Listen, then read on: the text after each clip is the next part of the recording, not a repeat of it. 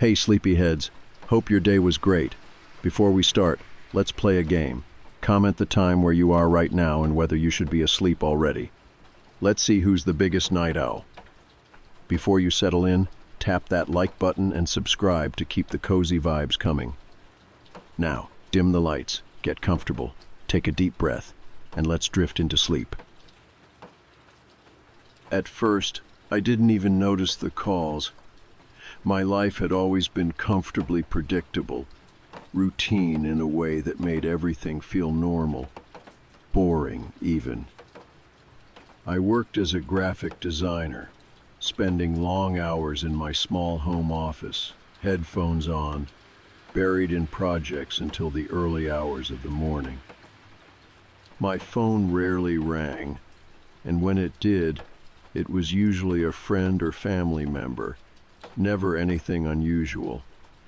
But looking back, the first call was probably 3 weeks ago. It came late at night, around 11 o'clock, just as I was finishing up edits for a client.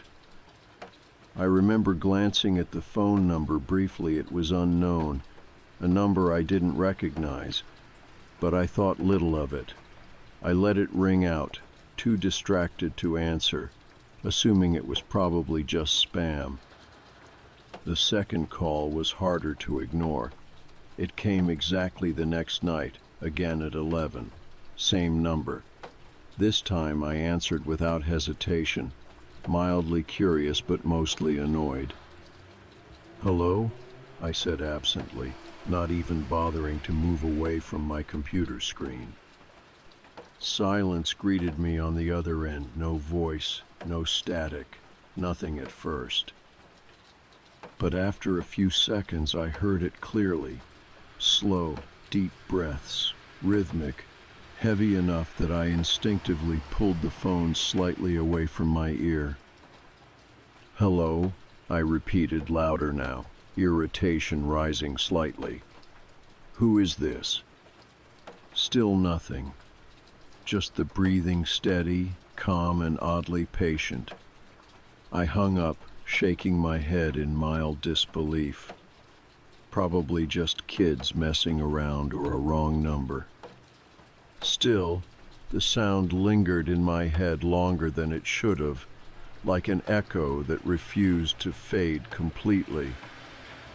The calls continued each night, always at exactly the same time. By the third or fourth night, annoyance had turned to curiosity, then slowly into something else, unease. It wasn't just the timing, though that alone was unsettling. It was the persistence of the silence on the other end, broken only by the methodical breathing. It sounded intentional, personal somehow, as if the caller was waiting specifically for me to say something, do something. But I never did, always choosing silence instead, waiting them out, listening until my discomfort forced me to hang up. After a week of this, I decided to block the number, figuring that would be enough. It wasn't.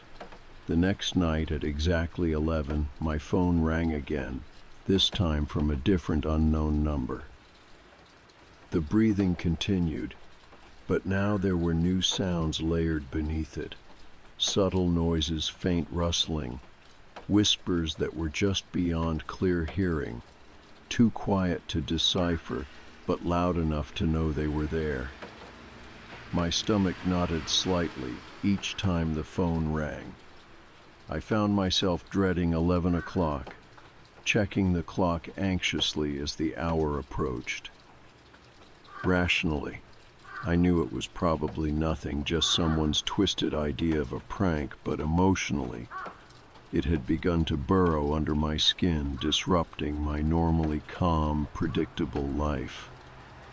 By the second week, sleep became difficult.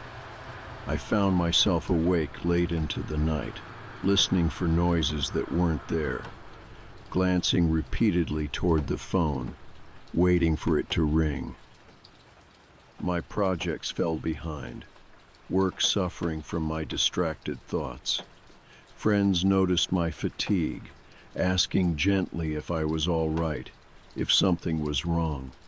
I never mentioned the calls. It felt silly, irrational.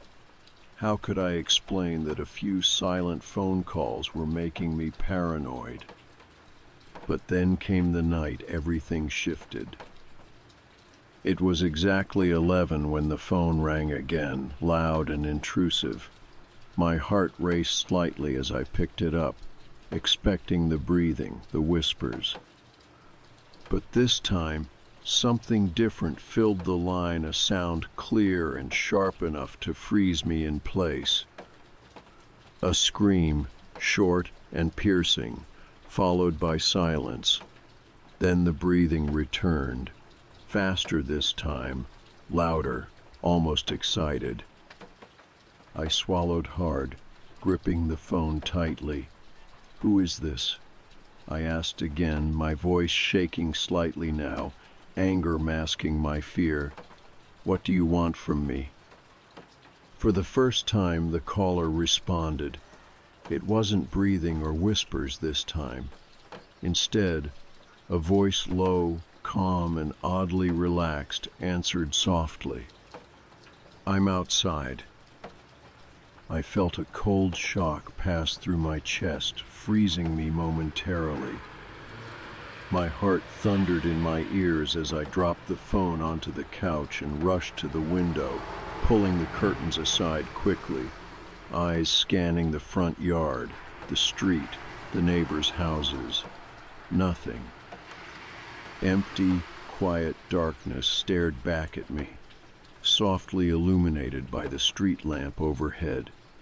My pulse continued to pound unevenly as I checked the door locks.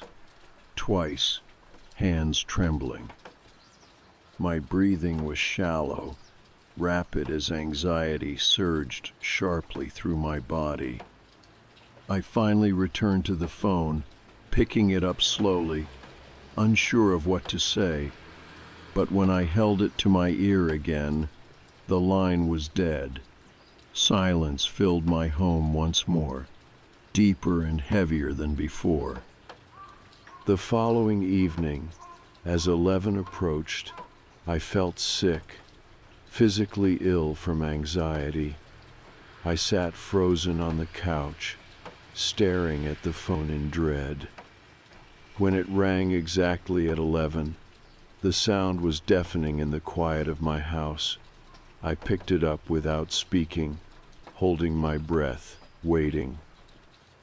The voice was back immediately, clearer now, colder somehow, devoid of feeling. "Open your front door." My throat felt tight, constricted. "Who are you?" I whispered harshly, my voice barely audible. "Why are you doing this?" But the caller didn't respond. Instead, the line went silent, abruptly cut off. A second later, 3 loud knocks rang out from the front door, echoing through my house, sending a wave of dread surging through me again. Slowly, shakily, I moved toward the door, checking through the peephole cautiously. No one. Empty space stretched out before me, illuminated dimly by the street lamp. My pulse raced as I opened the door quickly, stepping outside onto the porch. Silence surrounded me, heavy and oppressive. No one was there. I returned inside, locking the door tightly again, chest heavy with anxiety. Yet, as I moved back toward the living room, my eyes caught something, a subtle glint, faintly reflecting from the shelf beside my television. Stepping closer, I saw it clearly, a tiny black device tucked behind the books. A camera, small, discreet, and recording. My stomach dropped sharply. I reached out slowly, removing it from its hiding place. staring at it in disbelief. A chilling thought crashed through my mind instantly. Whoever had been calling wasn't just outside my house. They had already been inside. I stared down at the small, sleek camera resting in my palm. It felt impossibly heavy for something so tiny. My breath caught in my chest, panic clawing its way upward until it felt lodged in my throat. The reality of what I was holding overwhelmed me. Someone had been inside my home, quietly watching my every move, maybe for days, or even longer. My stomach twisted violently. I sank down onto the couch, my legs weak beneath me, the camera clutched tightly in trembling fingers. I'd always considered myself careful, cautious even, the kind of person who double-checked locks, closed curtains, and never opened doors to strangers. And yet someone had slipped into my home unnoticed, violating my privacy in the most sinister way possible. I didn't sleep at all that night. Instead, I paced my living room, paranoia gnawing at my nerves, my mind racing through every encounter I'd had in recent days, neighbors, delivery drivers, even friends and co-workers. I wondered endlessly if I had missed something obvious. Had I let this intruder in unknowingly, or had they forced their way inside while I was asleep, oblivious to the threat just footsteps away? As dawn broke, exhaustion fought against adrenaline, but I knew I had to do something. The camera, silent and invasive, still lay on my coffee table like some kind of malevolent insect. I considered calling the police, but hesitated. Would they believe me? Or would they dismiss this as paranoia, a prank, or something insignificant? In the end, my fear outweighed my embarrassment. By mid-morning, I was sitting in my kitchen with two officers, a man and a woman, describing everything. The nightly calls, the breathing, the whispers, the chilling voice, and finally, the discovery of the hidden camera. They listened calmly, taking notes quietly, their faces professionally neutral, unreadable. "Have you noticed anything missing from the house?" the female officer asked, her voice gentle but probing. "No," I admitted, shaking my head slowly. "Everything seems normal, except—" I motioned helplessly toward the small device they'd placed carefully inside a plastic evidence bag. The male officer nodded thoughtfully. "We'll check around the property and talk to your neighbors. It's possible someone has been watching you, waiting for opportunities to enter your home. We'll let you know what we find." I thanked them quietly, still feeling unsettled even after their reassurances. As soon as they left, the silence in the house felt thick and suffocating, pressing against me from all sides. By evening, the house felt utterly unsafe. I kept glancing nervously around, constantly checking windows and doors, my nerves frayed and raw. As 11 o'clock approached once again, dread gripped me tighter with each passing minute. When the phone rang exactly at 11, my heart stopped momentarily, then began to race uncontrollably. I hesitated before finally answering, desperate to confront whoever was doing this, desperate for some explanation, any explanation to end the uncertainty. "Who are you? What do you want?" My voice cracked slightly, betraying my panic despite trying to sound firm and unafraid. The voice on the other end chuckled softly, a quiet, mocking laugh, devoid of humor. It chilled me to my core. "You found it faster than I expected," the voice murmured calmly, almost conversationally. "But there are more, hidden everywhere. You won't find them all."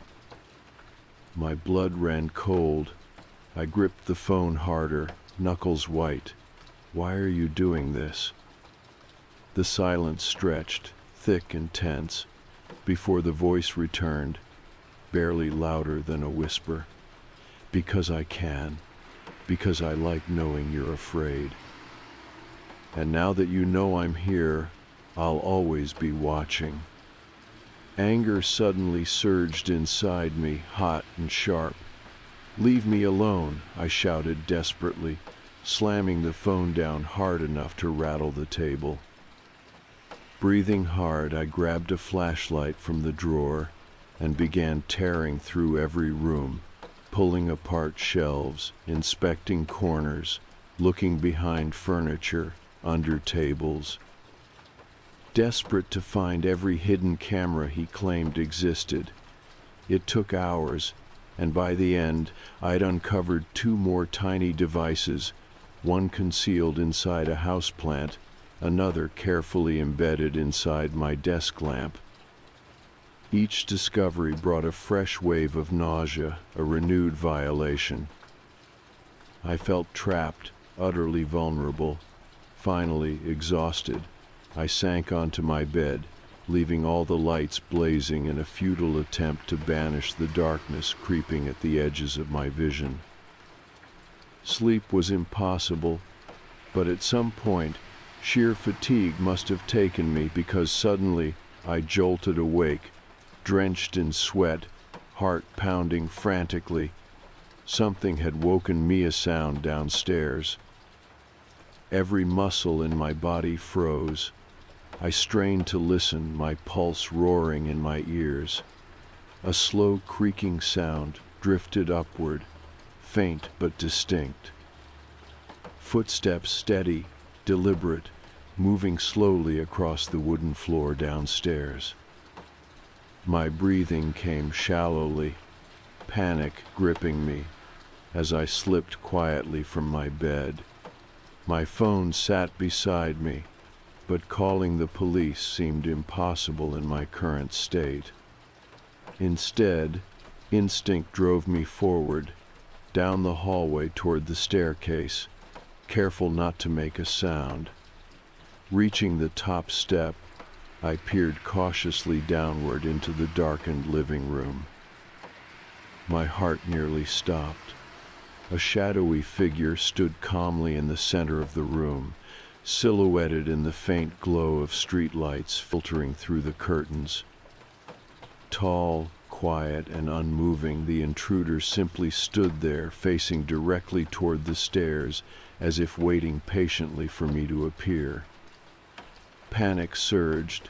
I stumbled backward, knocking into the wall, the sound impossibly loud in the silent house. Instantly, the figure turned sharply, taking a sudden, swift step toward the staircase. In a rush of fear and desperation, I ran back into my bedroom, locking the door behind me with shaking hands, heart thundering painfully. My fingers trembled violently as I dialed 911, whispering urgently to the dispatcher that someone was inside my home. Minutes felt like hours as I waited, listening intently for any movement outside my door. Finally, sirens wailed in the distance, growing steadily louder until the flashing lights illuminated my windows once again. The police found no one downstairs, no intruder, no sign of forced entry. Yet I stood before them, nearly shaking apart, insisting frantically that someone had been right there in front of me. Their eyes, sympathetic yet skeptical, told me what they didn't say out loud. They didn't fully believe me. When they left, promising to patrol frequently, my house felt emptier than ever, haunted by a presence that had vanished without a trace. Every shadow now felt threatening, every sound sinister. The weeks afterward became a blur of sleepless nights and crippling paranoia. I changed my locks, installed an expensive security system, and even briefly stayed with a friend, yet nowhere felt truly safe. Each evening as the clock approached 11, my anxiety became unbearable, my heartbeat spiking wildly, waiting for another call, another intrusion, another impossible moment of fear. Eventually, the calls stopped altogether. Weeks passed, then months, until normal life slowly reclaimed me, at least on the surface. Yet, deep inside, I knew I'd never fully recover. The silence no longer brought comfort, and being alone became almost unbearable. Even years later, each time my phone rang late at night, dread would instantly flood through me, sending a chill down my spine, reminding me that safety was an illusion, one that had shattered forever. After the calls stopped, everyone around me assumed life returned to normal. My friends and family encouraged me, telling me it was over, that whoever had been tormenting me had simply grown bored or moved on. But the quiet didn't feel like relief to me. Instead, it felt heavy, ominous, the silence of someone holding their breath just before disaster. Months passed without any incidents, and on the surface, my life had settled into a familiar routine. Work resumed, clients filled my inbox, and the police closed the case quietly, labeling it as an unsolved harassment. They'd found nothing, no fingerprints, no identifiable footage, no evidence at all. Whoever had done it knew exactly what they were doing, and that thought never left my mind. I'd installed extra locks, upgraded my security system, and installed cameras around the house, each pointed outward, watching my yard, porch, and driveway. It was my way of trying to reclaim control. I'd check the feeds constantly, at first every few minutes, then hourly, and eventually obsessively. It became a compulsive habit, a desperate need to assure myself nothing waited in the shadows. Sleep still came sparingly. Most nights, I lay awake listening to every creak of my home, every whisper of wind against the window panes, my body tensed for something I couldn't even define anymore. I felt perpetually trapped between rationality and paranoia, fully aware that my fears had become excessive, yet unable to silence the voice in my mind that warned me I wasn't safe. One night, nearly 6 months after the last call, my phone buzzed suddenly at 2 a.m. Not a call, but a message from a number I didn't recognize. My chest tightened immediately, the familiar anxiety clawing its way upward. The message was simple, just 3 words. "I see you." I froze, gripping my phone tightly, staring at the glowing screen in disbelief. After months of silence, the nightmare had returned in an instant, bringing fresh waves of fear and vulnerability. My eyes instinctively shot toward the windows, scanning frantically for movement outside, but nothing stirred beneath the dim streetlights. Heart racing, I checked my camera feeds, rewinding anxiously through recent recordings. Yet everything appeared empty, still, completely normal. My house remained quiet, undisturbed, as though nothing had happened at all. I considered calling the police again, But what would I say this time? Another anonymous message without a clear threat, just 3 vague words, enough to unsettle me deeply, but meaningless to anyone else. Instead, I turned off the phone, determined not to let whoever it was control me this way. But sleep never returned, and I spent the night pacing restlessly from room to room, paranoia whispering dark possibilities into my thoughts. The next morning, I forced myself into my routine coffee, emails, calls with clients, but beneath every ordinary moment lurked the shadow of uncertainty. I found myself glancing anxiously toward the windows, anticipating a movement, a figure, something to confirm the threat was real. But nothing came. Until that evening. I was in the kitchen washing dishes, the repetitive motion briefly soothing my anxiety. The sun had just set, leaving a gentle darkness outside that blurred shapes and colors into indistinct shadows. I glanced casually out the window toward the backyard, but something stopped me, a flicker of movement, barely noticeable, but definitely there. I leaned closer, my pulse quickening, squinting to see clearly through the fading twilight. Then it happened again, a quick, deliberate movement between the bushes near the fence. My breath caught painfully.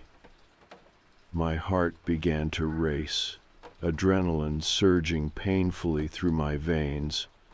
I stood completely still, barely breathing, eyes glued to the darkness outside. The movement came once more, this time clearer, undeniably human. A shadowed figure stepped out slowly from behind the bushes, standing motionless near the edge of my yard, facing directly toward the house. A sickening chill washed through me.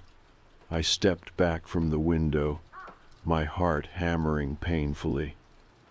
I fumbled frantically for my phone, dialing 911 without even looking, never taking my eyes off the dark figure outside. The dispatcher's calm voice felt far away, distant beneath the roaring pulse in my ears. "There's someone outside my house," I whispered urgently, fighting to keep my voice steady. "They're standing in my yard. Please hurry." I gave my address quickly, hands trembling. When I looked back through the window, the figure was gone, vanished as silently as it had appeared. Panic surged higher. Where had they gone? I moved quickly toward the living room window, peering out cautiously. The yard appeared empty, dark, untouched. Doubt began to creep in again. Had I really seen someone, or was paranoia finally taking over completely? I scanned every angle anxiously, but nothing stirred. The police arrived swiftly, sweeping the property thoroughly again, but just like before, there was nothing, no footprints, no disturbed bushes, no signs anyone had ever been there at all. Embarrassment burned hotly beneath my fear as they asked gentle but skeptical questions, clearly doubting my sanity now. "We'll keep an eye on your property tonight," one officer reassured me gently, clearly seeing the distress in my eyes. "Try to get some rest." Rest was impossible. Long after they left, I sat in the living room, lights blazing, eyes fixed nervously toward the windows, expecting at any moment to see the shadow again. Every sound became menacing, every creak of my home amplified in the oppressive silence. The next few days blurred together in exhausted vigilance. I barely left my house, obsessed with the camera footage, rewinding endlessly, convinced I would spot something the police missed. And finally, on the third night, I did. It was brief, less than 5 seconds, but clear enough that my blood ran cold watching it. At exactly 2 in the morning, the exact moment I'd received that cryptic message, my front door camera showed a shadowy figure quietly approach, standing motionless at my door, facing inward, completely still. Then, just as silently, the figure stepped back and vanished into the darkness. My stomach churned painfully as I stared at the footage, replaying it over and over again. This was proof, real, tangible evidence, but it brought no comfort. Instead, it deepened my fear. Whoever it was, they moved freely around my property without concern, without fear, as if they belonged there as much as I did. I called the police again, heart racing, showing them the footage when they arrived. This time, their skepticism vanished immediately, replaced by quiet, professional concern. "We'll escalate this investigation," the officer assured me, watching the clip repeatedly, clearly unsettled. "Whoever this is, they're persistent, and they're becoming bolder." After they left, I sat alone, overwhelmed by a sense of vulnerability deeper than anything I'd ever experienced. My home, once a sanctuary, now felt utterly exposed, compromised. I knew deep down that it wasn't just about cameras or locks anymore.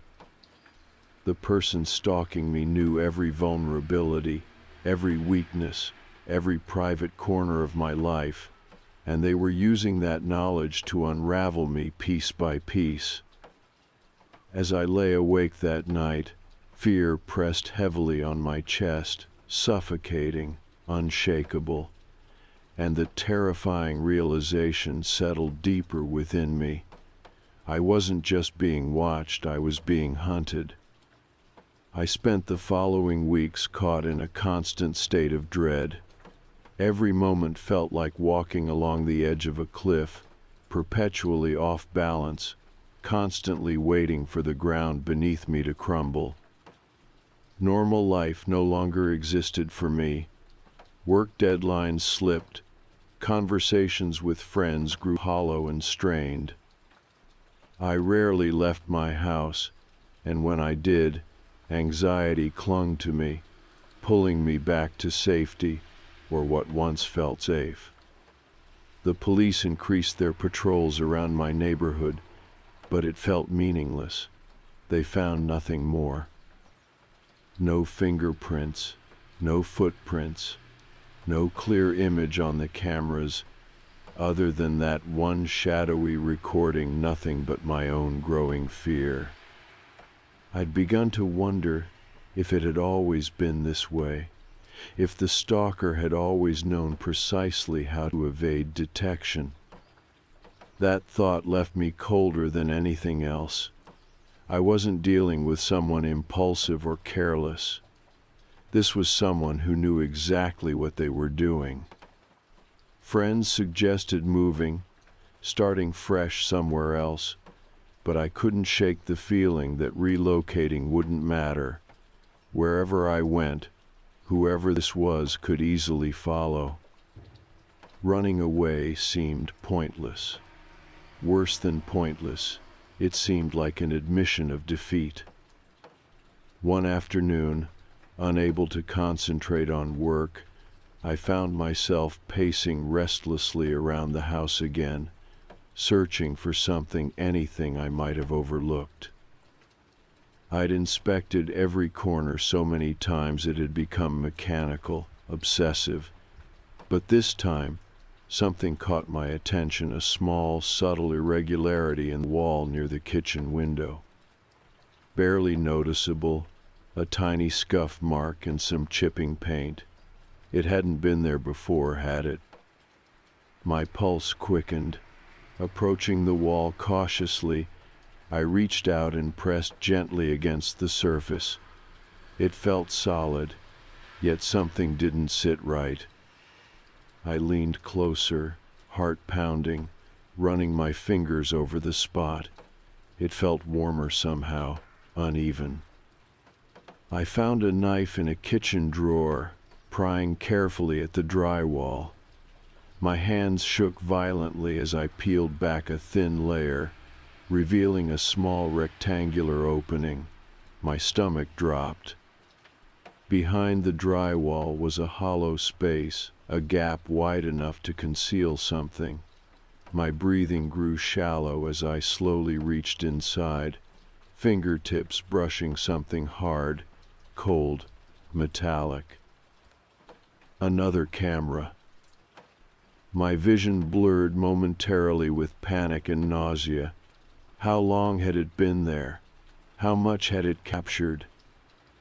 Every conversation, every quiet moment, my most private and vulnerable experiences, had been secretly recorded by this unseen observer. Anger surged violently inside me, mixing with fear and disgust. Who could hate me enough to do something so twisted? I contacted the police immediately, showing them the hidden camera, desperation edging my voice as I asked, again and again, what more could be done. "We'll send this to forensics," an officer assured me gently, seeing the distress in my eyes. But his voice lacked conviction. He knew, as I did, that this wouldn't be enough. Whoever was behind this was careful, meticulous. They wouldn't leave traces behind easily. After the police left, exhaustion and despair overtook me. I collapsed onto my couch, eyes heavy, body drained. Sleep found me eventually, but it brought no relief. Instead, I dreamed vividly dark, distorted dreams filled with shadowy figures watching silently from corners, whispers I couldn't quite hear clearly. When I woke, sweat-drenched and disoriented, night had fallen once more, plunging the house into shadow. I reached instinctively for my phone, checking the time. My heart stopped, exactly 11 o'clock. The phone rang immediately. I froze, staring down at the screen. Unknown number, as always.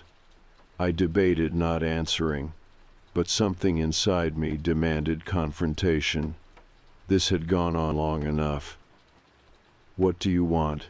I asked immediately, voice shaking slightly despite my attempt at confidence. "You've already made your point." Silence stretched momentarily, broken finally by slow, controlled breathing. The voice that followed was low, calm, disturbingly familiar in its quiet tone. "You still don't understand, do you? I'm not trying to scare you. I'm protecting you." My anger flared sharply. "Protecting me? You're ruining my life. Who are you?" The voice paused again, almost as though considering something carefully. When it returned, it sounded regretful, almost gentle. "I can't tell you yet. You're not ready to know. But soon." Then the line went dead. Frustration boiled inside me. How could someone be so close yet so invisible? I paced furiously around the house, checking every lock, every window, every corner again. It was pointless, but it gave my restless mind something to do. An hour passed, then two.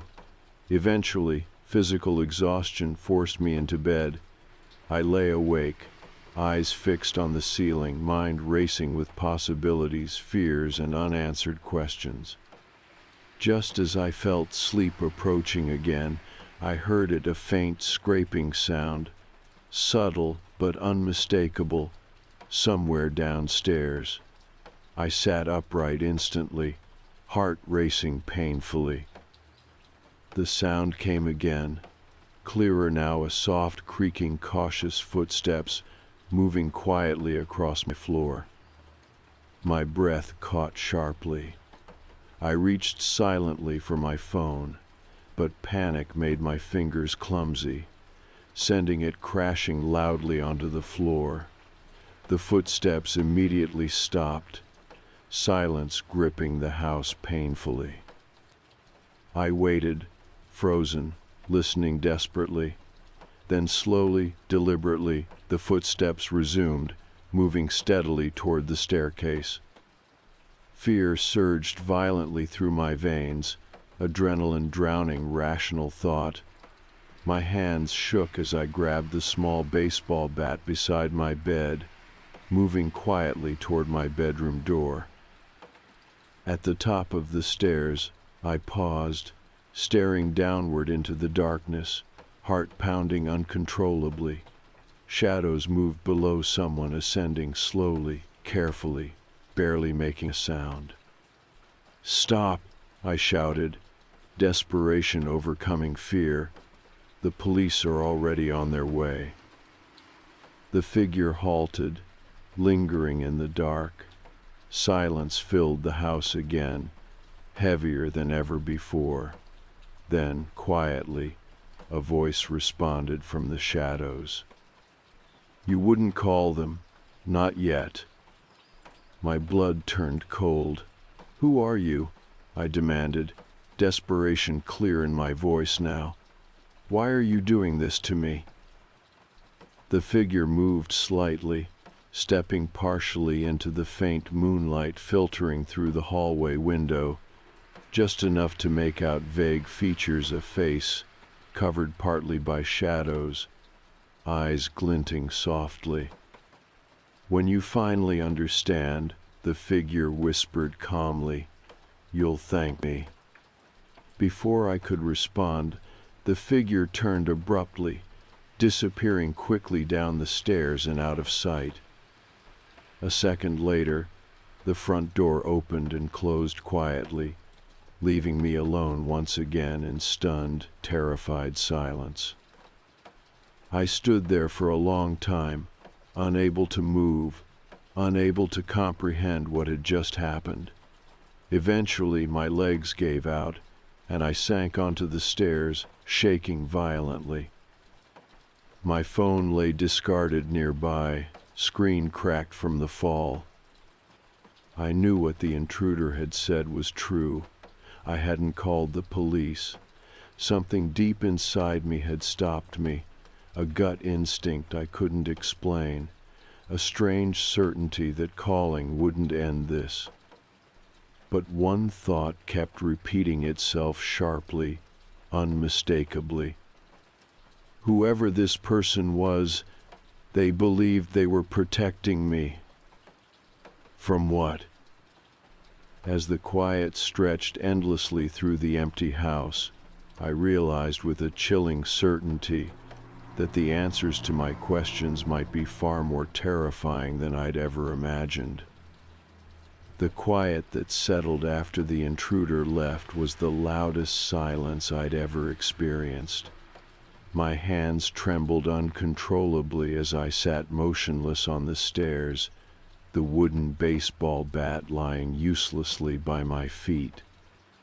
My body felt weak, drained, as if all the energy had suddenly been pulled out of me.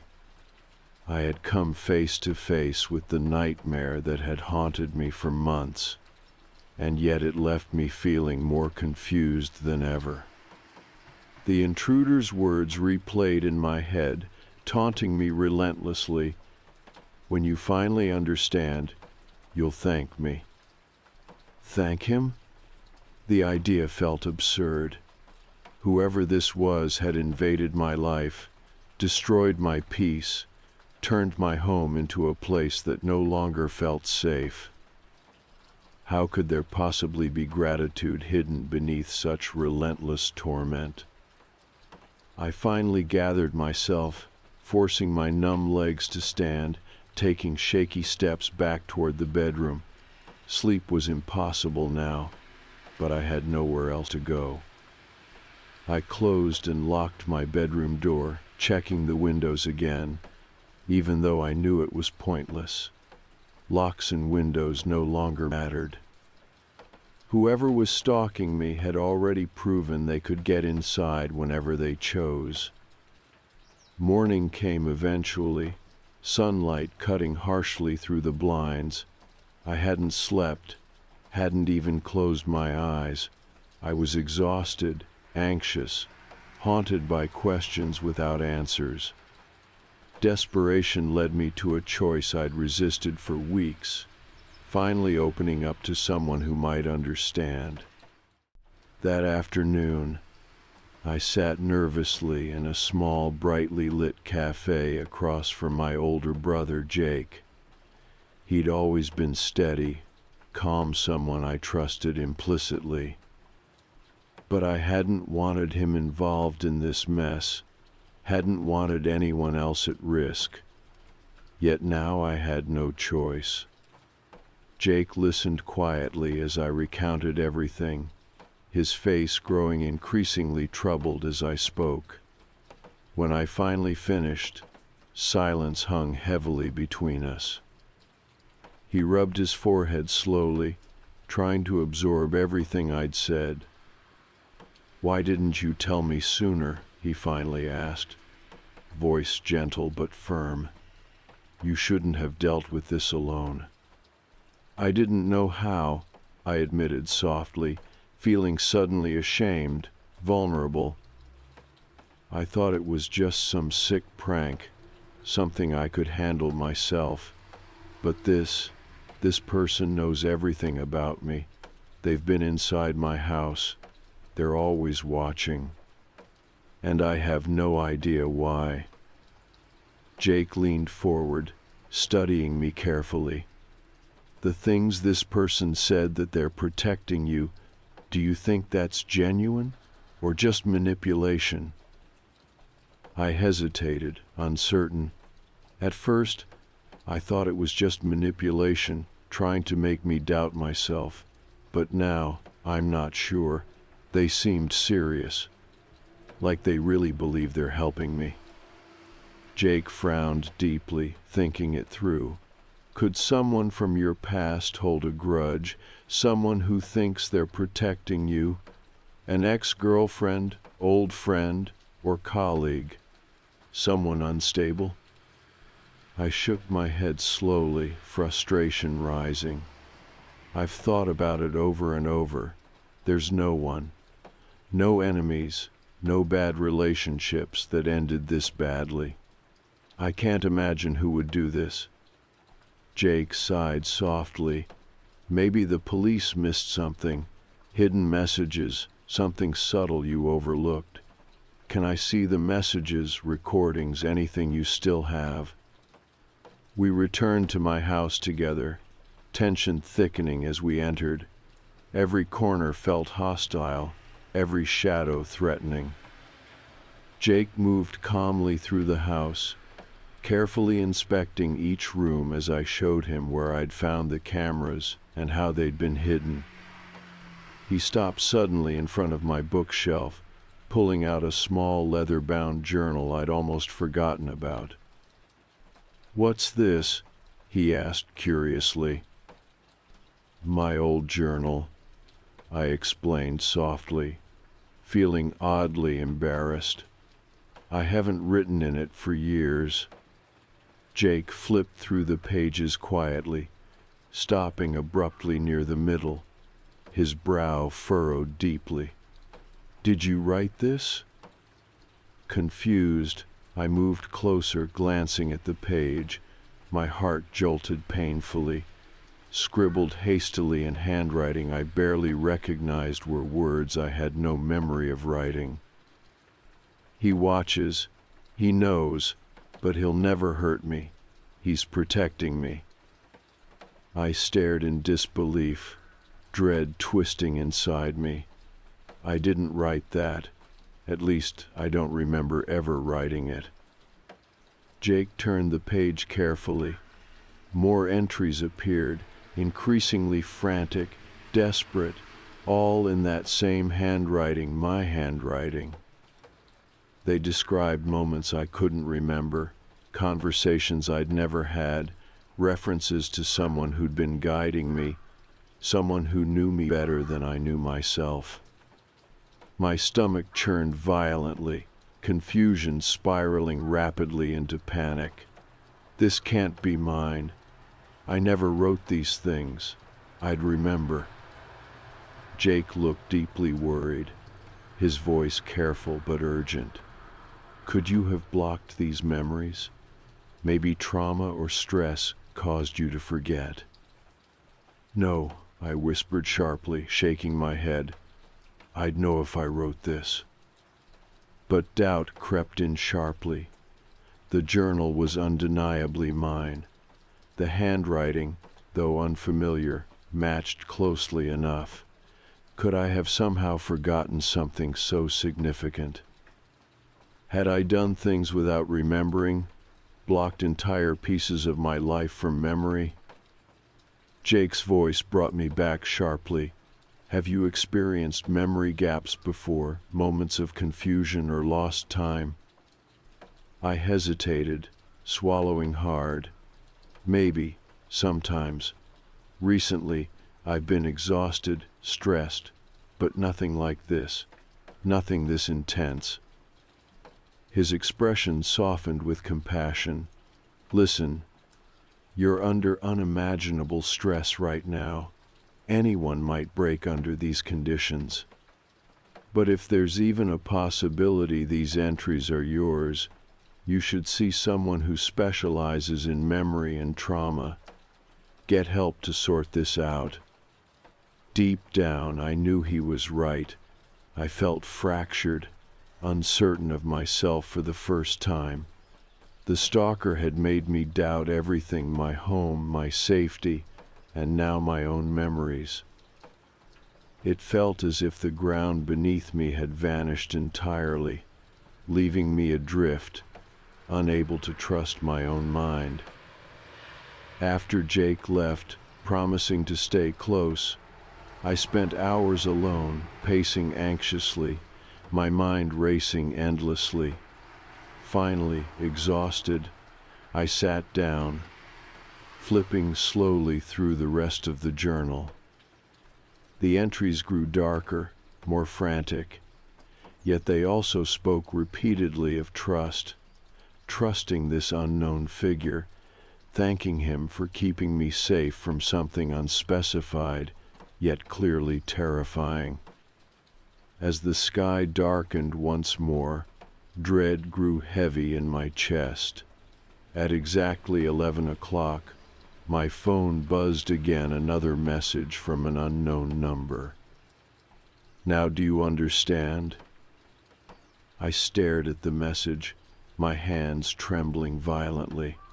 Understanding felt painfully far away, yet a creeping awareness had begun growing inside me.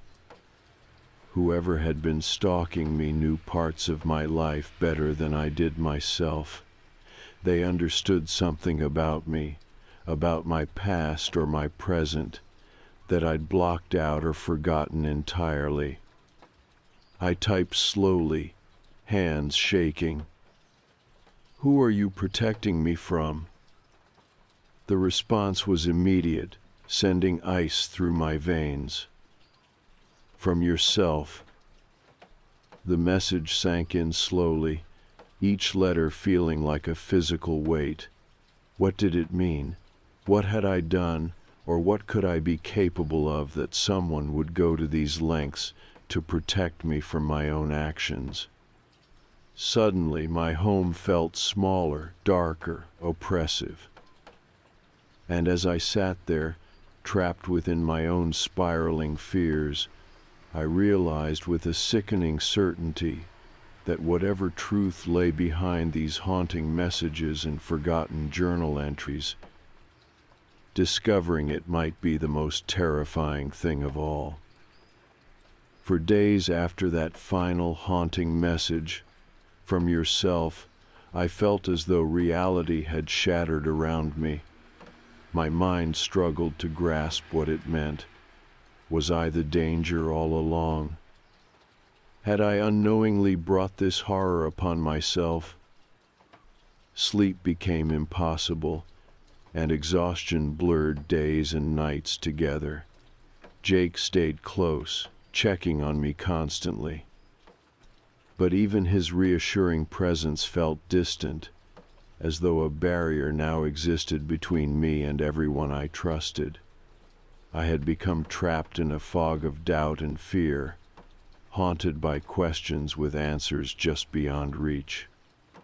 Eventually, the uncertainty became unbearable. One evening, with Jake's firm encouragement, I arranged to meet with Dr. Hannah Mitchell, a psychologist who specialized in trauma and memory disorders. Her office was quiet, calming, a safe space I desperately needed.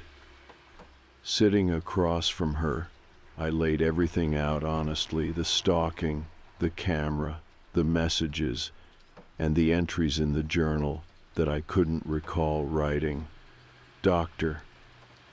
Mitchell listened patiently, her eyes gentle and understanding, never interrupting or judging. When I finished, silence hung gently between us for a moment before she finally spoke. "The mind has ways of protecting itself," she explained carefully. "Sometimes, during extreme stress or trauma, it creates alternate narratives or completely suppresses memories. It's entirely possible you've experienced episodes you don't remember clearly, especially if these events are linked to intense fear or anxiety." I shook my head slightly, frustration rising again. But these messages, the intrusions, how could I be doing this to myself? It makes no sense. "It might not be as literal as it seems," she explained gently. "Perhaps the intruder isn't you in the strictest sense, but someone close enough to have been observing your struggles, someone who believes they're helping you confront hidden truths. Or perhaps your own subconscious mind has written those entries as a desperate attempt to communicate something you've been denying or ignoring for years." A silence stretched between us again as I considered her words. It was true that I'd spent years avoiding certain memories, moments of loss, pain, and trauma from childhood, things I'd neatly locked away. Could this entire ordeal be some twisted way of forcing me to finally confront those buried pains? Dr. Mitchell's expression softened further. "Your subconscious mind can create scenarios to force you into confronting unresolved pain. It's unusual, yes, but not unheard of." "So what now?" I asked quietly, feeling exhausted and defeated. "Now," she said gently, "we begin the slow process of uncovering whatever memories or traumas your mind is protecting you from. It won't be easy or quick, but it might finally give you peace." Weeks became months as I regularly attended therapy, gradually unearthing memories I'd long buried. Painful childhood memories surfaced slowly, revealing loss, neglect, and isolation I desperately suppressed. The more I remembered, the more sense it all began to make. The stalking incidents stopped entirely during this period. No more messages, no intrusions. The police eventually closed their investigation for good, finding no evidence beyond what I'd already shown them. Part of me wondered if the stalker had simply faded away once their purpose forcing me to face my hidden past was accomplished. Then, nearly a year after the ordeal began, I received a package in the mail. Plain brown paper, unmarked, no return address. My heart quickened slightly as I opened it, a mixture of dread and curiosity mingling inside me. Inside was an old photograph, one I immediately recognized. A younger me stood smiling weakly beside Jake and my parents, in front of a childhood home I'd nearly forgotten. A note lay beneath the photo, handwritten in careful, familiar writing. "You're stronger than you know. Remember everything, even the pain. It's the only way to heal." My eyes filled instantly with tears, a sudden clarity washing over me. The handwriting was unmistakable now. It belonged to Jake, my brother. The person I trusted most had orchestrated everything, not from malice, but from love, desperation, and an overwhelming need to help me confront truths I'd spent years avoiding. Jake arrived an hour later, as though expecting me to understand by now. I opened the door quietly, holding the photo and note, searching his face for explanations. "I'm sorry," he said gently, his eyes heavy with guilt and sadness. "I never meant to hurt you, never wanted to cause pain or fear. But I saw how you were suffering, how your life had stalled, how you'd blocked out everything from our past. You were drowning, and I didn't know how else to reach you." My voice shook slightly. "You could have just told me." "I tried," he explained softly, "for years, but you wouldn't listen. You couldn't hear me. So I took extreme measures, thinking if I created enough disruption, enough fear, you'd finally seek help. I never wanted you to feel unsafe. I only wanted to make you realize you needed help. I'm sorry if it went too far. Forgive me." Part of me wanted to shout, to express anger and betrayal.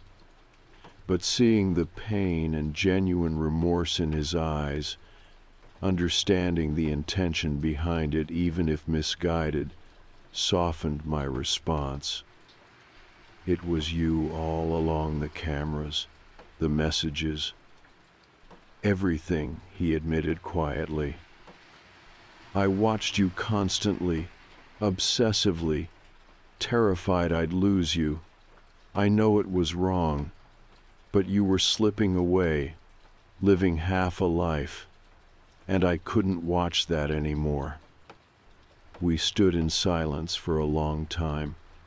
Anger faded, replaced by an aching sadness, but also, gradually, relief. Finally knowing who was behind it all allowed me to reclaim something precious I'd lost: clarity. The nightmare had ended, replaced by the painful yet necessary truth. "You were right about one thing," I whispered eventually. "I needed help. I just didn't know how badly until now." Jake nodded softly, his eyes damp with emotion. "I'll spend my life making it up to you, whatever it takes." We embraced gently, forgiveness bridging the space between us. It would take time to rebuild trust, but at least now we could begin healing together. Years later, my life regained balance. Regular therapy helped me process my trauma, to understand myself more deeply. My relationship with Jake healed, becoming stronger through honesty and communication. Eventually, I moved into a new home, one untouched by memories of fear. Yet even now, some nights rarely, but persistently, my phone still rang exactly at 11. And even though I knew it was only Jake checking in, a subtle habit formed during those dark months. I felt the old anxiety stir briefly within me, a reminder of how fragile safety can truly be. But those moments became fewer, softer over time. I reclaimed my life, learning to live openly with both pain and joy, fully aware of every shadow, yet no longer afraid of what they hid. In the end, the stalker was not some faceless monster, or even a stranger. It was someone who knew me completely, someone who risked everything to save me from myself. And finally, after all I'd been through, I understood. He'd been right all along. I did thank him not for what he'd done, but for why he'd done it. Because sometimes facing darkness is the only way to rediscover the light.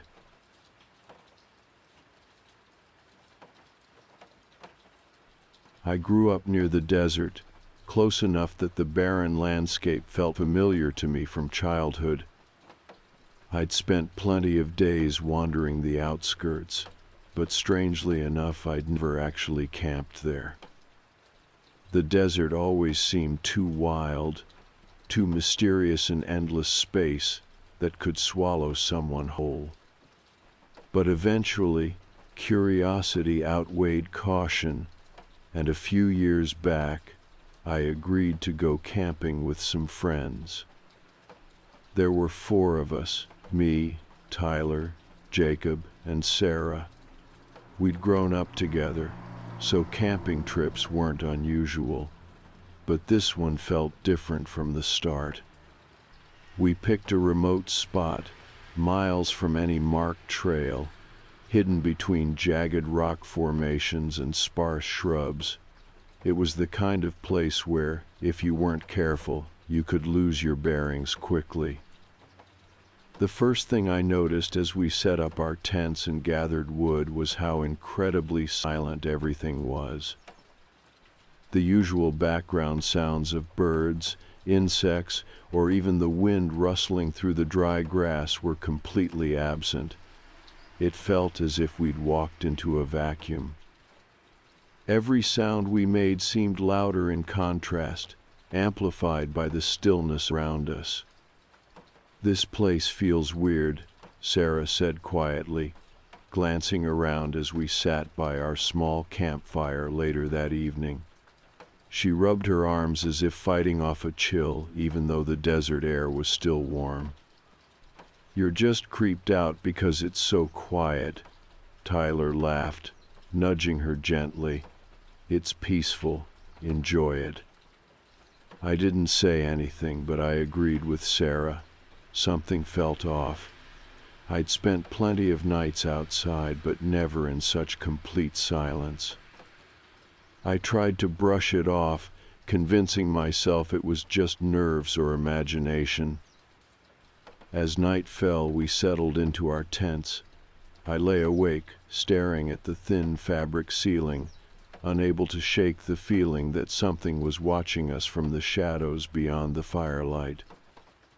Eventually, exhaustion won out, and I drifted into an uneasy sleep. I woke suddenly sometime later, disoriented and unsure why. I lay still, listening carefully. Outside, the fire had burned low, casting faint, flickering shadows against my tent. Everything remained quiet, but something felt wrong. Then, as clearly as if someone had spoken right next to my ear, I heard my name whispered softly from outside the tent. My heart skipped, and adrenaline surged through me. I didn't move, didn't breathe. Maybe it was just one of my friends playing a prank.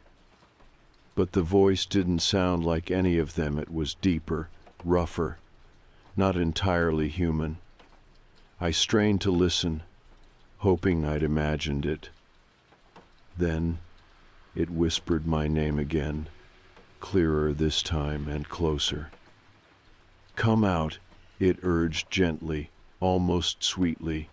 "Come see." I stayed frozen, fear pinning me in place. This wasn't Tyler's playful voice or Jacob's familiar tone. It was something else, something wrong. trying to lure me outside. I thought about calling out to my friends, but my voice wouldn't cooperate. Fear had silenced me completely. Then I heard footsteps approaching, heavy, deliberate, crunching slowly across the dirt. With each step, the breathing grew louder, raspier, like something struggling to imitate human breath. It stopped directly outside my tent. Silence again, painful, terrifying silence. A slow scratching sound started, claws gently tracing across the thin fabric of the tent, barely enough pressure to be heard clearly. My body tightened in panic. I could feel the presence just inches away, separated only by fragile nylon. I didn't sleep for the rest of the night, just lay there, rigid, staring into the dark, listening.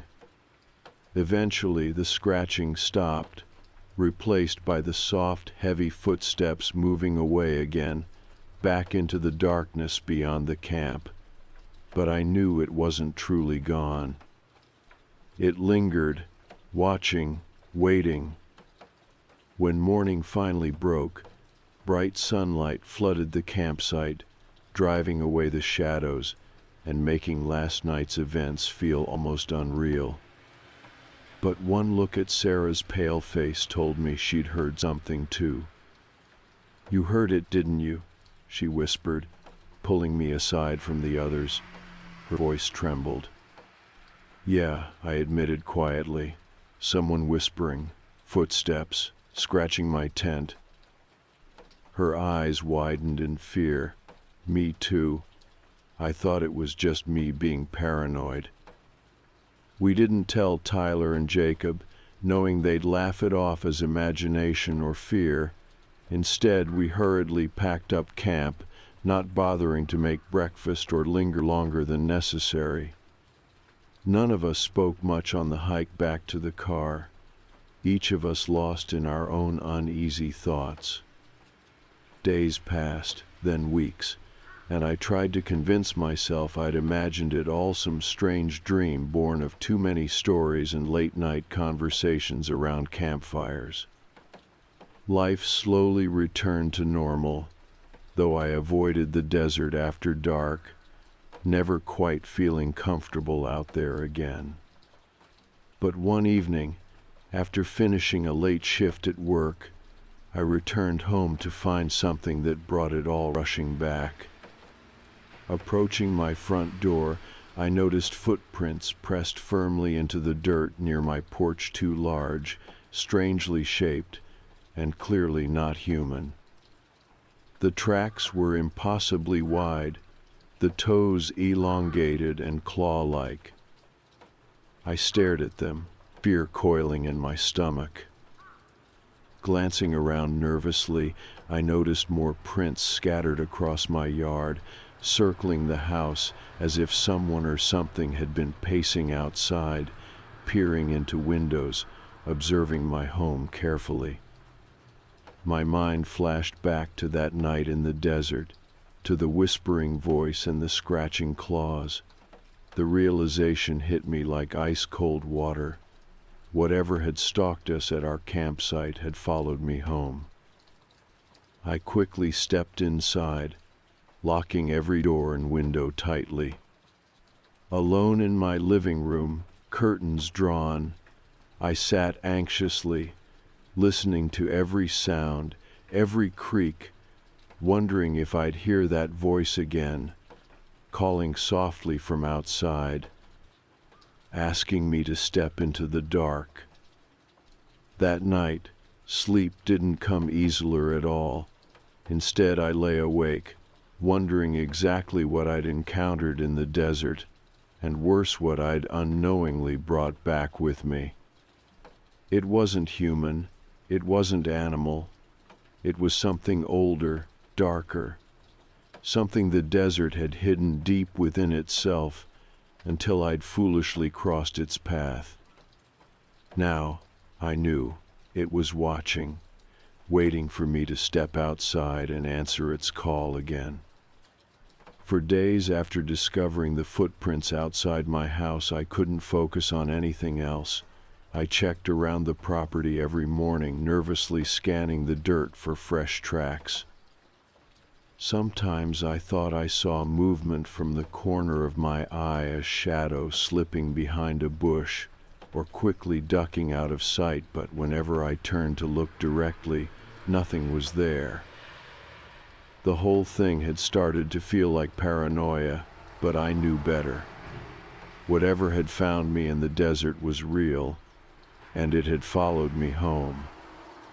Eventually, I told my friend Sarah about the footprints. She was the only one who'd understood how disturbing that night in the desert had truly been. "You have to show me," she insisted. "Maybe it's an animal or something explainable."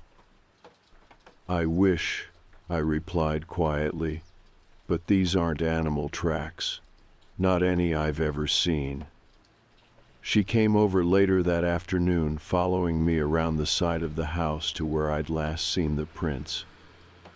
They'd faded slightly, worn down by wind and weather, but their size and shape were still clear enough.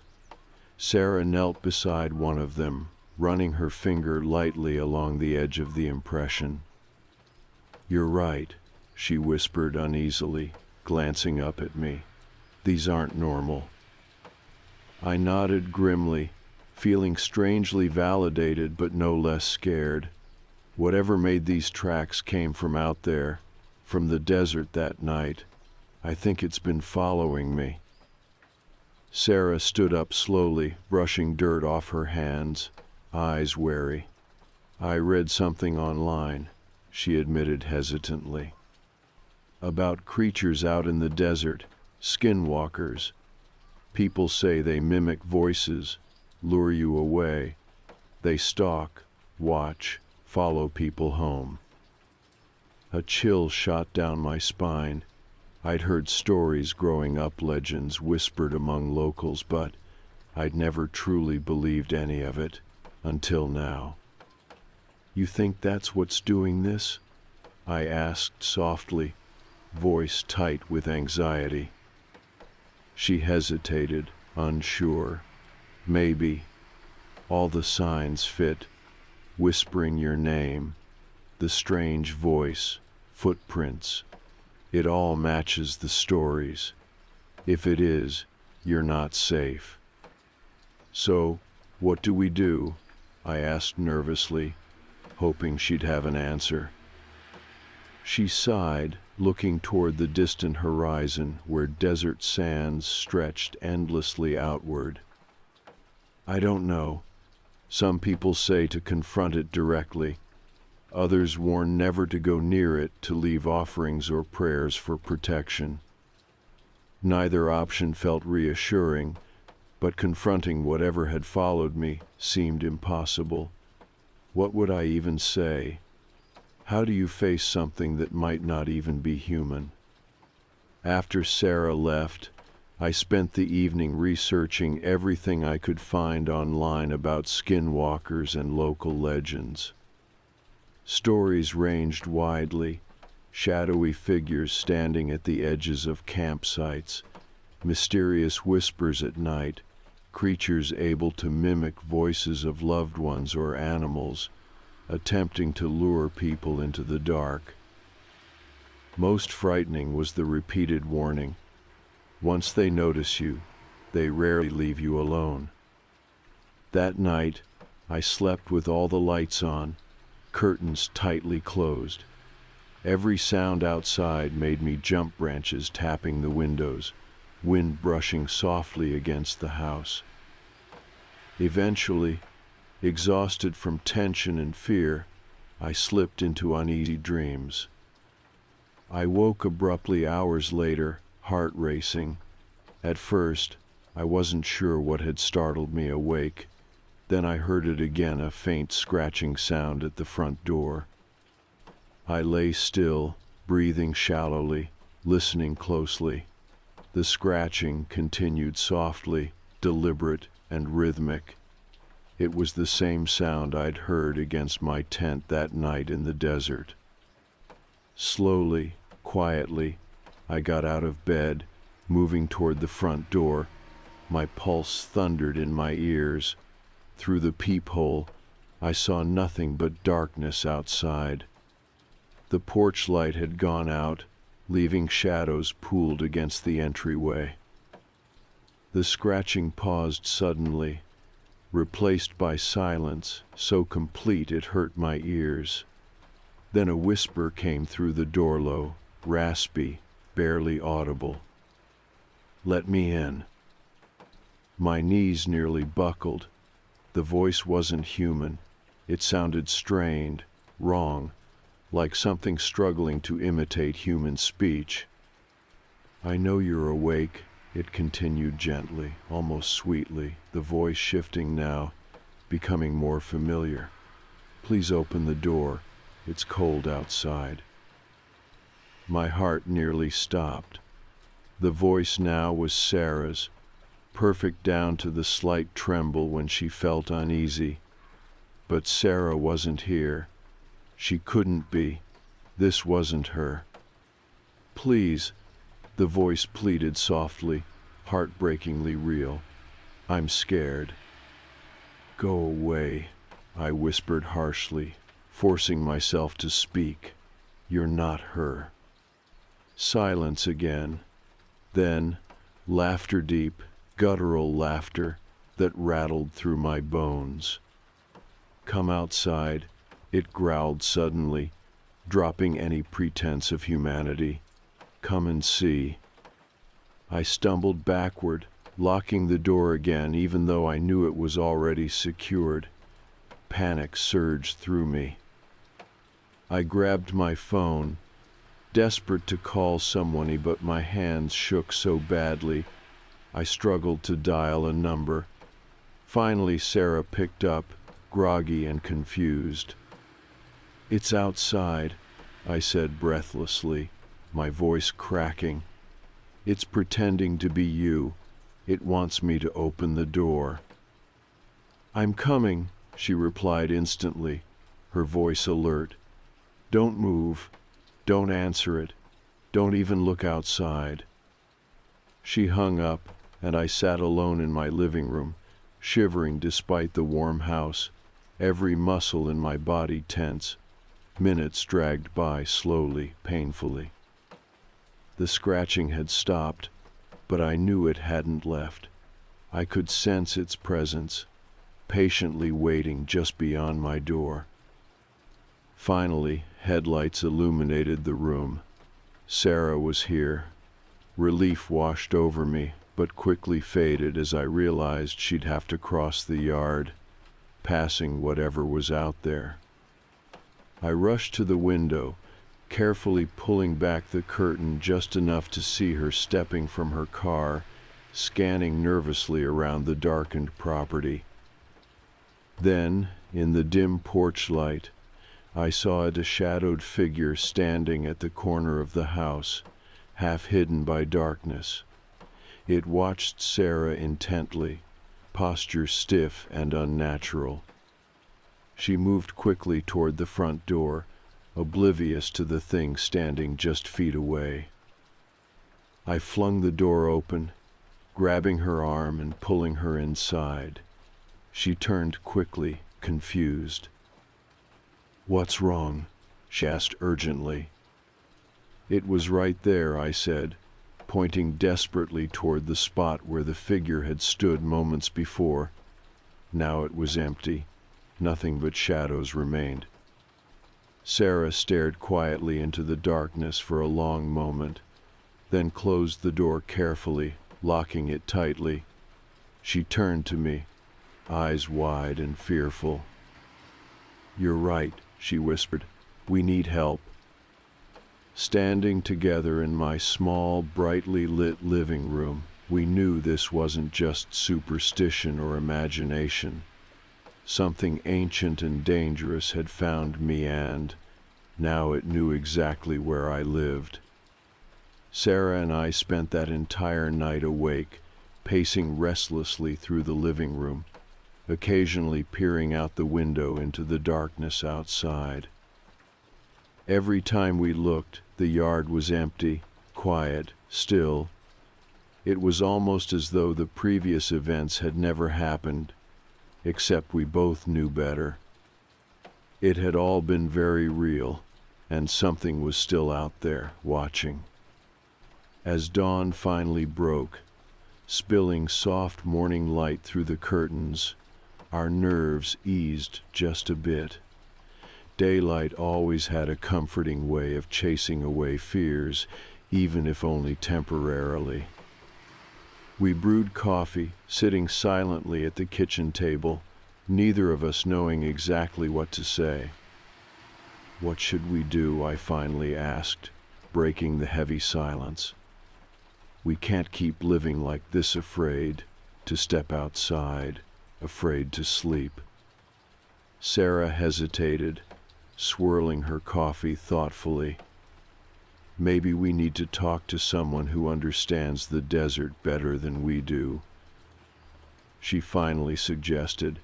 "Someone who knows the history and legends.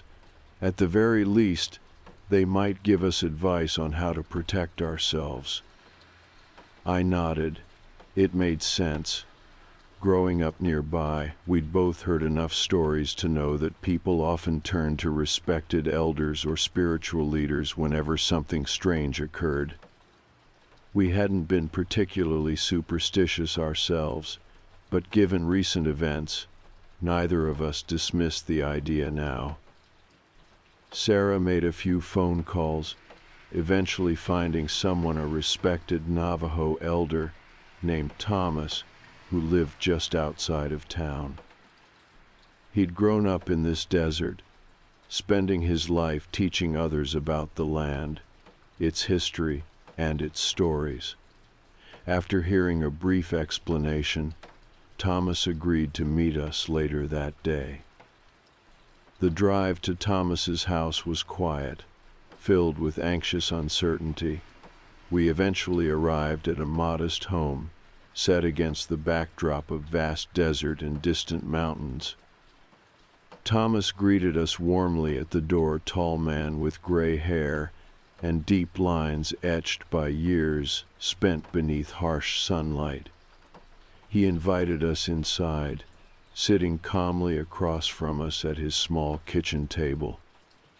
"Tell me exactly what happened," he said gently, eyes kind yet serious. We recounted the events carefully, sparing no detail: the whispering voice, the scratching, the footprints, and the figure outside my home. Thomas listened quietly, never interrupting, nodding thoughtfully as we spoke. When we finished, he took a slow breath, looking carefully between us. "I've heard similar stories," he began calmly. "The desert hides many things. Our people have long known there are places here where the line between the world we see and the one we don't is very thin. Sometimes things cross that line, things we can't easily understand." "You mean skinwalkers?" Sarah asked nervously, her voice quiet. Thomas paused, carefully choosing his words. "That's a name often used, yes, but it's complicated. The word is sometimes used too loosely by those who don't fully understand. But whatever you encountered sounds very real, and it clearly noticed you." I felt a chill move through me at his words. "What can we do?" I asked, trying to control my nerves. Thomas looked directly at me, his expression calm and reassuring. "First, you must respect the fact that it exists. Don't dismiss it as imagination. But don't give it power over you either. These things feed on fear, on uncertainty. You must reclaim your space, make it clear you're aware, but refuse to let it control your life." Sarah glanced nervously at me, clearly uncertain. "But how?" she asked quietly. Thomas stood slowly, motioning for us to follow him outside. Behind his home, he walked us to a small fire pit, carefully built and neatly maintained. When you're back home tonight, light a fire outside, one that's visible, one you watch carefully. Sit together, stay calm, speak clearly.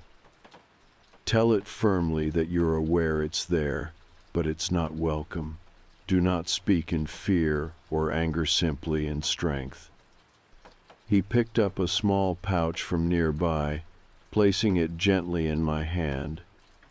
Burn this sage while you speak. Let the smoke cleanse your space, your mind, and your spirit. Our ancestors have done this for generations. It helps. We thanked Thomas, leaving his home feeling hopeful yet anxious. Neither of us fully understood what we were dealing with, but at least we now had guidance, something tangible to do besides just being afraid. That evening we returned to my house, preparing carefully. We built a small fire in the backyard, following Thomas's instructions exactly. As darkness fell around us, the flames flickered warmly, the smell of burning sage drifting gently upward, calming our nerves slightly. We sat quietly for a long time, the fire crackling softly. Eventually, gathering my courage, I spoke aloud, clearly and steadily, addressing whatever presence might still be nearby. "I know you're here," I said calmly, firmly. "You've made yourself known, and we've noticed. But this is my homey life, and you're not welcome here anymore. I'm asking you to leave us alone." Sarah spoke next, her voice steady despite the fear we'd both felt. "We respect that you exist. We respect that this land has history we might not understand fully, but we ask that you respect us too. Please leave us alone now." We sat quietly afterward, listening closely to the silence around us. At first, nothing changed, but after several moments, we both felt something subtly shift. The air grew lighter, warmer somehow, as if a pressure had lifted. The rest of the night passed quietly, without incident. We eventually moved back inside, still cautious but feeling safer than we had in days. In the days and weeks that followed, nothing strange happened. No more footprints appeared in the yard. No strange voices whispered outside the windows, and gradually, we both began to relax. Life slowly returned to normal, though we remained cautious, always aware that there was more to the desert than we could ever fully understand. Months later, I went back to see Thomas again. He smiled warmly as he greeted me at the door, asking how things had been. "It's better," I admitted honestly. "We haven't seen or heard anything else since we did what you said." Thomas nodded gently, placing a reassuring hand on my shoulder. "Good. These things are powerful, but so is the strength of your spirit. You learned something important, something our people have known for generations. Respect the land, respect what lives in it, but don't give your fear power over your life." I left his home that day feeling stronger, wiser, and far more respectful of the desert I'd always called home. I knew I'd never understand everything that lived beneath the stars out there, but I no longer feared it, not completely. Sarah and I continued camping over the years, always careful, always respectful. Occasionally, we'd think back to those nights when something we couldn't fully explain had come into our lives. We shared the story only with those who understood and respected it, always careful not to treat it lightly. And though I never forgot those strange events, I knew I'd gained something valuable, the ability to face what frightened me and reclaim my space, my home, and my life.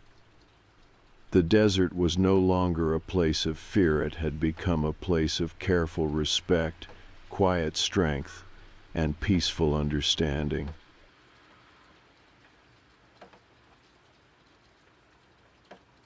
The first message didn't even register as strange at first, just a random text from an unknown number. "Hey, hope your day was good."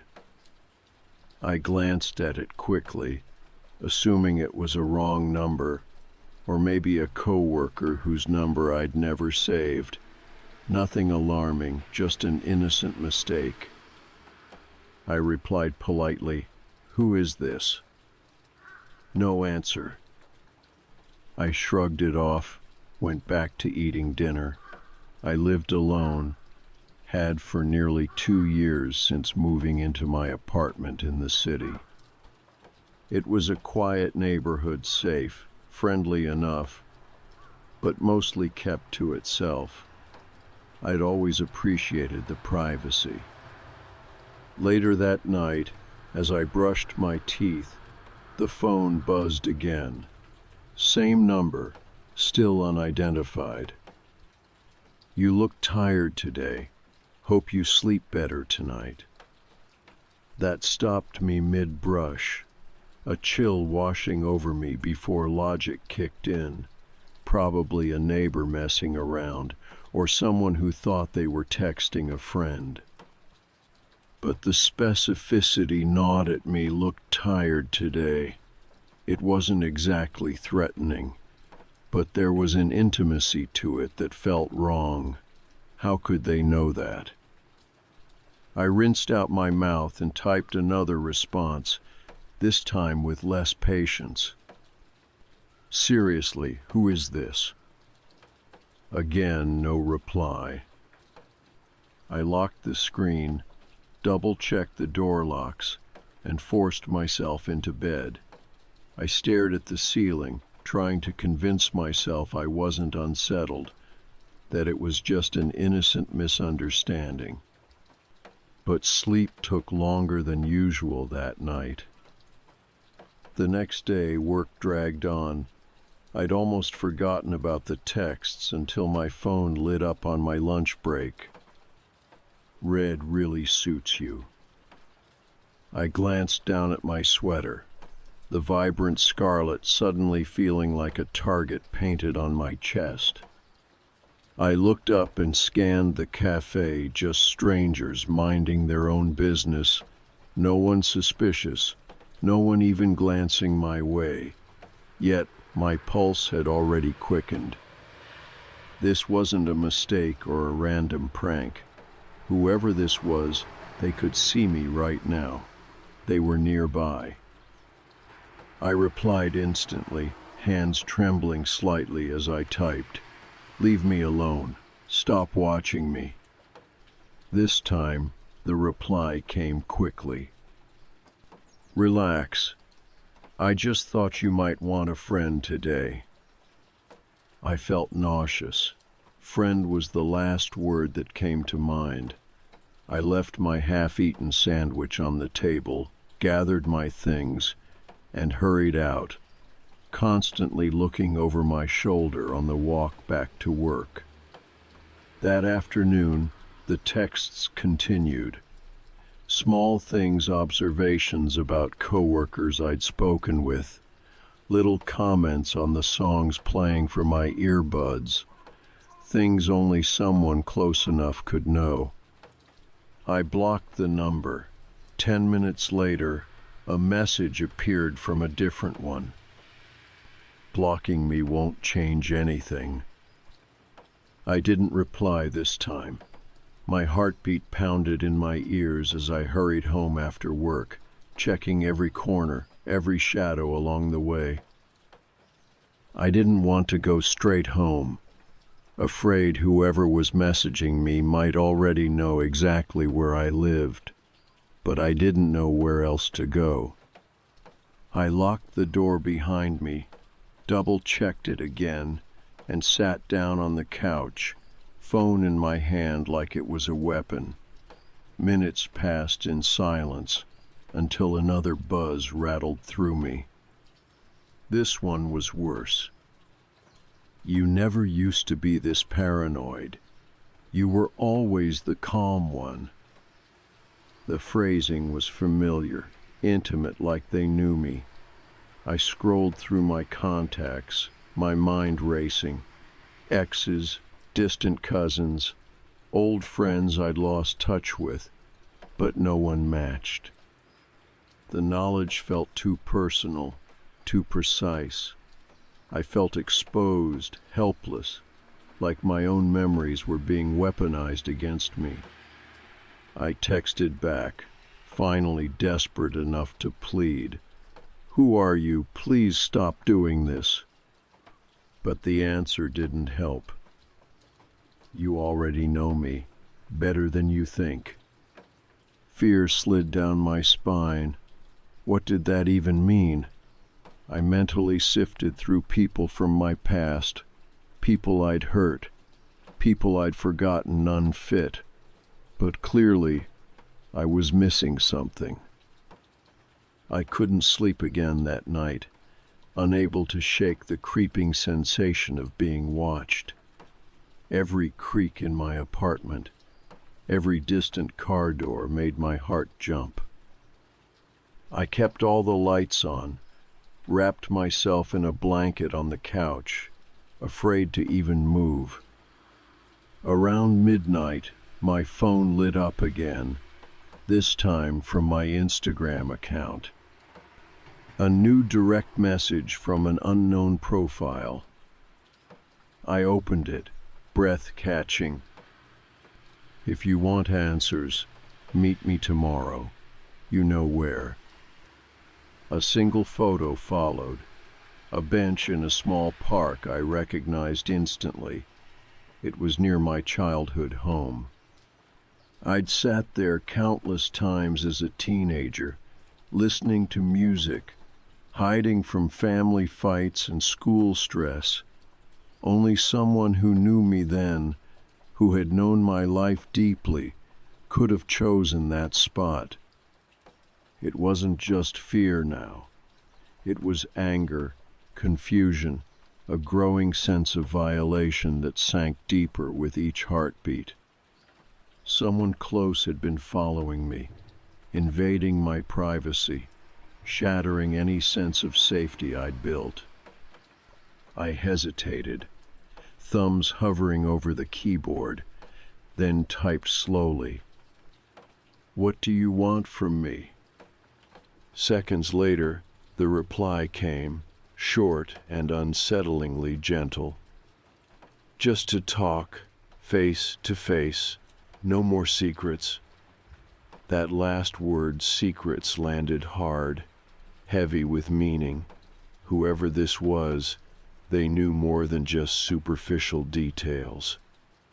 They knew things I'd carefully buried, things only my closest family members had any inkling of, things I desperately tried to forget. I stared at the message, debating. The park was public. It would be daylight. There'd be people around people to witness whatever happened. Maybe I could finally confront whoever was doing this. Maybe the nightmare would end. Or maybe it wouldn't. I spent the rest of the night turning over memories in my head, trying to identify the sender. Faces drifted through my thoughts, people from school, exes, distant family. None fit, none made sense. But then, just as morning sunlight began to spill through my curtains, something clicked, something I'd overlooked.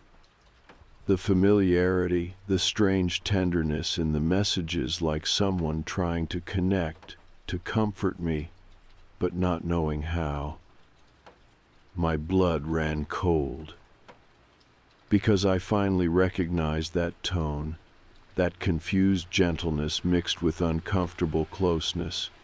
A voice I hadn't heard clearly in years but still haunted my memories. I whispered the name out loud, testing it, hoping I was wrong, even though every instinct told me I wasn't. Eli. My brother. I hadn't said his name out loud in years, but the moment I whispered it, something inside me cracked open. Eli. Just the sound of those 3 letters was enough to bring back memories I'd spent a long time burying.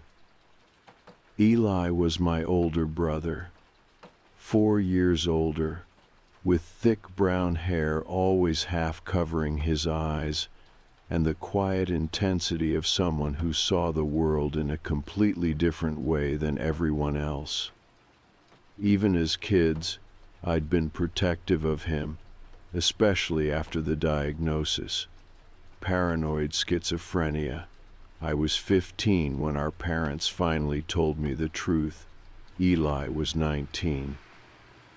I hadn't understood everything then, just that my brother, who used to draw comic strips for me and make me laugh harder than anyone else, had started slipping away, drifting off into a world that no one else could see. It was never violent, never dangerous, just sad. Eli withdrew, living more inside his head, talking quietly to voices that didn't talk back, becoming distant from everyone, including me. He eventually left home, moved into assisted living, got on medications that sometimes worked and sometimes didn't. The last few years, we'd barely spoken. I drifted away, focused on college, work, life, my own desperate attempt to move on from the pain of watching someone I loved lose himself. But these messages, the intrusive familiarity of them, it suddenly made sense. Eli had always been perceptive, deeply tuned into things most people ignored. He used to watch me from the window, sketching quietly, picking up on things no one else noticed. The way I moved when I was upset, the color I wore when I was happy, the smallest gestures that betrayed my moods. The messages were him, intrusive, sure, but not malicious. Just Eli's way of reaching out, of trying to bridge the gap he'd always struggled to cross. And yet, as quickly as relief washed over me, guilt followed right behind. If it was Eli, then it was my fault for ignoring him, my fault for pushing him away, for letting it get to this point. I stared at my phone, reading that final message over and over. Just to talk, face to face, no more secrets. I felt sick. There was no choice anymore. I had to meet him. I owed him at least that. Even if every fiber in my body screamed at me to run, to block him again, to pretend he didn't exist, I knew I couldn't. Not this time. I sent a reply with shaking fingers, words simple but heavy with meaning. I'll be there. Please, Eli, no more games. The message showed as read, but there was no reply. Silence stretched out for what felt like hours, leaving me alone with my racing thoughts. The next morning came fast, sunlight filtering weakly through gray clouds, filling my apartment with a muted light. I dressed simply: jeans, a loose sweater, and sneakers, comforting, familiar. I wasn't sure how to dress for this kind of reunion. I wasn't sure if it even was one. I made coffee but didn't drink it. Instead, I stared into the mug, mentally rehearsing what I'd say. Would I apologize? Would he? Could he even understand the fear he'd put me through? What if I confronted him and he didn't recognize me? Or worse, couldn't even explain why he'd reached out in such a twisted way? The park was quiet when I got there, a chill in the air making me shiver even beneath my sweater. The bench Eli had shown me in the message was empty, the faded wood looking exactly the same as it had when we were teenagers. I remembered Eli teaching me how to sketch there, how to see the world in shapes instead of lines. My chest tightened, a strange ache rising into my throat. I sat down, glancing around nervously. Joggers passed by, earbuds in, faces set in focused determination. A woman walked a small dog. An elderly couple shared a silent breakfast from paper bags. All so normal, and yet every passing face made my pulse quicken. 20 minutes passed, and I began to doubt myself. Maybe Eli wouldn't show. Maybe he'd changed his mind. Maybe I'd imagined the entire scenario, projecting my own fears onto random messages. Just as I was about to leave, the phone buzzed in my pocket. "Stay, almost there." I glanced around, heart pounding. And then I saw him, moving slowly down the path toward me, hands stuffed awkwardly into the pockets of his oversized hoodie, head down slightly as if trying not to attract attention. Eli looked older, thinner, hair still long and messy, eyes cautious behind his glasses. When he reached the bench, he stood a few feet away, hesitant. "Hey," he said softly. My voice came out strained, unfamiliar. "Hey, Eli." He stood still, unsure what to do next. The silence stretched painfully between us, each second deepening the awkwardness, until finally I broke it. "Why did you do this?" My voice shook more than I wanted it to. "Why the messages, the watching? Why couldn't you just talk to me?" Eli looked away, toward the ground, shifting nervously. His shoulders hunched, the way they always did when he was uncomfortable. Didn't think you'd answer otherwise. I didn't know how else to get your attention."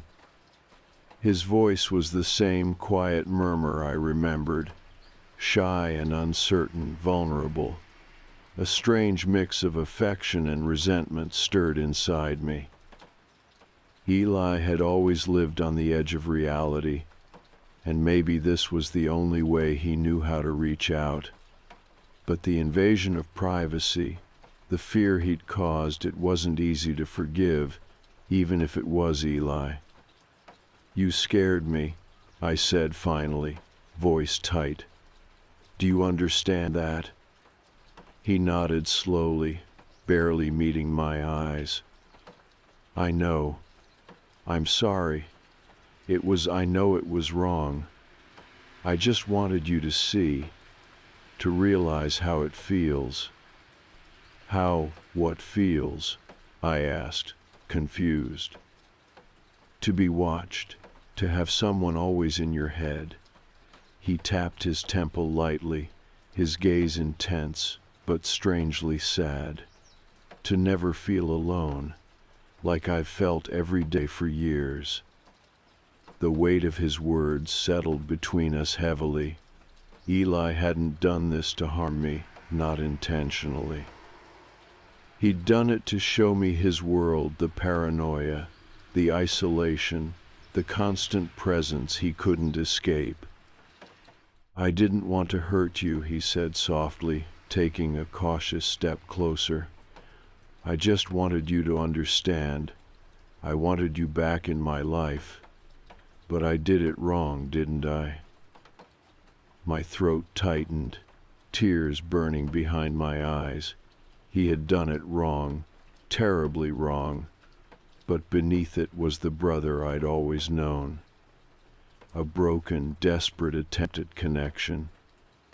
"Yes," I said finally, "you did." Eli nodded again, looking defeated.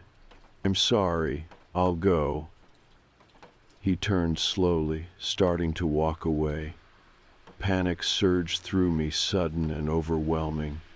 Despite everything, despite the fear, he was still my brother, and losing him again felt unbearable. "Eli," I called out, my voice cracking slightly.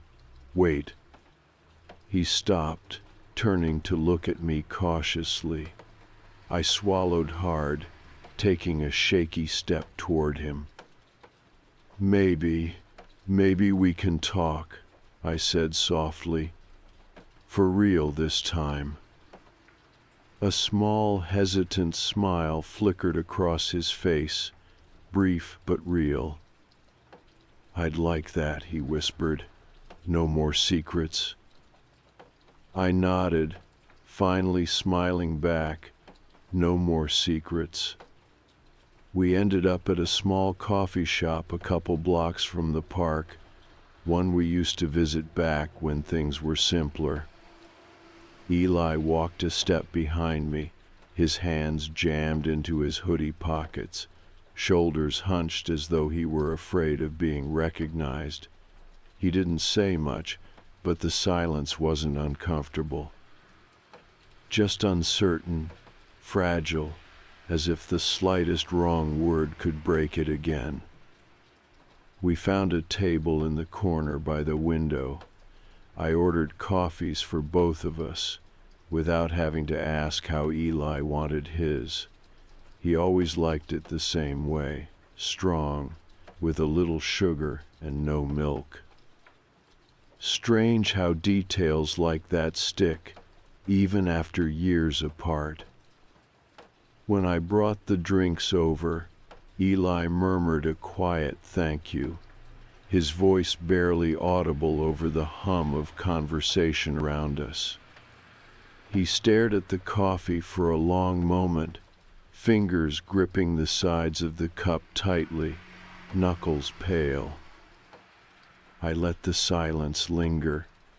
It felt delicate, like a frozen lake we were both cautiously stepping onto. Finally, Eli broke it. "I didn't think you'd actually meet me," he said softly, eyes fixed on the tabletop. "I didn't think I'd ever hear from you again." I admitted, trying to keep my voice gentle, even though part of me was still raw from the fear of the past few days. "Why now, Eli? Why like this?" He swallowed, his eyes flickering up to meet mine briefly before looking away again. He looked so young in that moment, lost and uncertain, like the older brother I once knew had been replaced by someone I barely recognized. "I missed you," he finally said, "and I got scared." "Scared?" I echoed, confused. "Of what?" He hesitated, shifting uneasily in his seat. "They changed my meds a couple months ago. At first, things seemed better, clearer, but then it felt different. Like I was seeing everything too clearly. Every detail was louder. People felt too close, even when they were far away." I listened carefully, my heart sinking.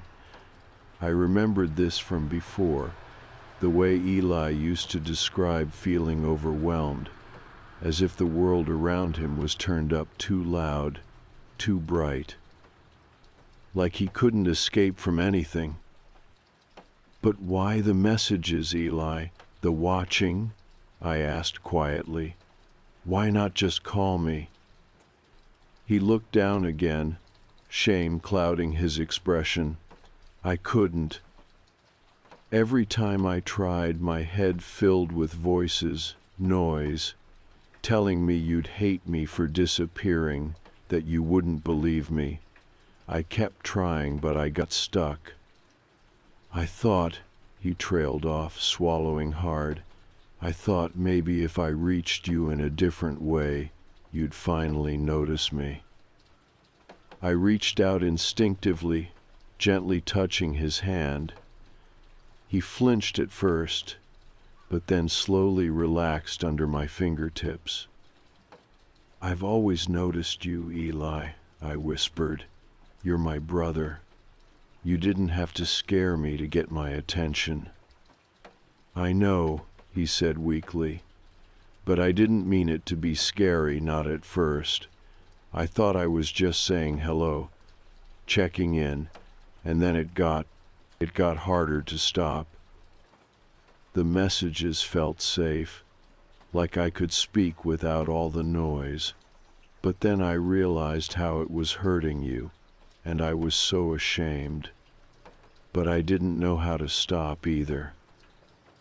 His voice trembled, and his hand gripped mine tighter, as if he were holding onto something fragile. I felt an ache deep in my chest, a painful tenderness for the boy he used to be, mixed with sadness for who he'd become. What about the photos, Eli? How did you get those? My voice was gentle, trying not to accuse. It felt like you were always right there, watching. Eli shook his head, eyes widening. I didn't take any photos, I swear, just the messages. His confusion seemed genuine. I studied him carefully, looking for deception, but there was none. Only confusion, and now fear. You never followed me? Never took pictures of me at home or sleeping? No, he pulled his hand away sharply, panic rising in his voice. I wouldn't do that, not to you. You have to believe me. I did believe him. Eli had always struggled, but deception had never been part of his character. But that left a far more unsettling question, if not him, then who? I tried to push that thought away for now, focusing instead on Eli. It's okay, I believe you. His relief was immediate, a wave of tension leaving his body. Thank you, he whispered. I'd never want to hurt you, never. We sat quietly again, sipping coffee as the familiar background noise of the cafe filled the gap between us. After a while, Eli spoke again, voice hesitant but clearer now. I want things to be different, he said slowly. I'm tired of feeling trapped inside myself, but I can't do it alone. I need someone I trust. My chest tightened again. I knew what he was asking. It meant stepping back into a role I'd walked away from, reopening old wounds I'd tried desperately to heal. But looking at Eli now, vulnerable and asking for help, I knew I couldn't turn away. He was still my brother, still someone I loved deeply, no matter how complicated our history had become. Then let's do it right, I said softly. We'll find you a doctor, someone who listens. We'll get you stable again. But Eli, you have to promise me, no more hiding. No more secret messages, just honesty. He nodded, earnest eyes meeting mine. I promise. I squeezed his hand gently, hope mingling cautiously with anxiety. I wasn't naive, recovery wasn't guaranteed, and there was a long, painful road ahead. But at least now, I knew who I was walking that road with. As we stood to leave, Eli suddenly stiffened, glancing nervously out the cafe window. I followed his gaze, seeing nothing but cars passing by, strangers going about their day. "What is it?" I asked gently, sensing his anxiety returning. Eli shook his head slowly, eyes troubled. "I don't know. I feel like someone else has been watching, following. Sometimes the voices tell me they're real." My throat tightened sharply, the image of those photographs flashing through my mind again, the ones Eli swore he hadn't taken. "It might just be your anxiety," I offered gently, though I wasn't sure I believed it myself anymore. Eli hesitated, then nodded reluctantly. "Maybe," he whispered, "but it feels different this time." As we left the cafe, stepping into the cool air outside, I glanced around instinctively. People moved past, going about ordinary lives, nothing suspicious, nothing out of place. And yet, now that Eli had said it, I couldn't shake the uneasy feeling that he was right, that someone else was there, just out of sight, waiting. I swallowed hard, trying to push the thought away. But deep down, I knew Eli was telling the truth. His paranoia had always blurred reality, but this time, the line between his fears and mine was beginning to fade. This time the threat felt real. Eli and I spent the rest of the afternoon together, walking through familiar streets, past the old bookstore we both used to love, and the ice cream shop we'd frequent as kids. The familiarity was comforting at first, a gentle balm easing the tension of the day. But as the hours passed, I couldn't ignore the unease that had settled beneath the surface. We talked quietly, but never about the messages or the unsettling photos that Eli insisted he knew nothing about. Instead, we talked about old memories, small moments we'd shared before everything fractured, our parents arguing behind closed doors, Eli sneaking me comic books he'd drawn himself, whispering stories to distract me from the reality neither of us wanted to face. The past was safer territory, a temporary escape from the lingering anxiety that now seemed to shadow both of us. By early evening, fatigue began showing on Eli's face. His gaze flickered nervously at passing cars, and occasionally he'd glance over his shoulder, eyes scanning the crowd as though expecting someone to emerge from the shadows. It wasn't just paranoia, I felt it too, a prickling sense of being watched, of never truly being alone. "You okay?" I finally asked, as we stopped by a crosswalk, waiting for the light to change. He hesitated, eyes darting to mine before quickly looking away again. "Not really," he admitted softly. "It feels like someone's still out there, like we're not safe." I swallowed hard, glancing around instinctively. "I know, but we're together now. Whoever it is, whatever's happening, we'll face it." Eli nodded slowly, but the tension remained. The truth was, I had no idea how to protect us if Eli was right, if someone else was indeed watching us. But I wasn't going to let him see that fear. He needed reassurance right now, not my uncertainty.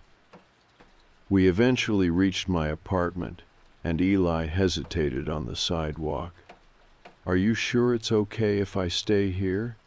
he asked nervously, shifting from foot to foot. "It's fine," I assured him gently, offering a reassuring smile.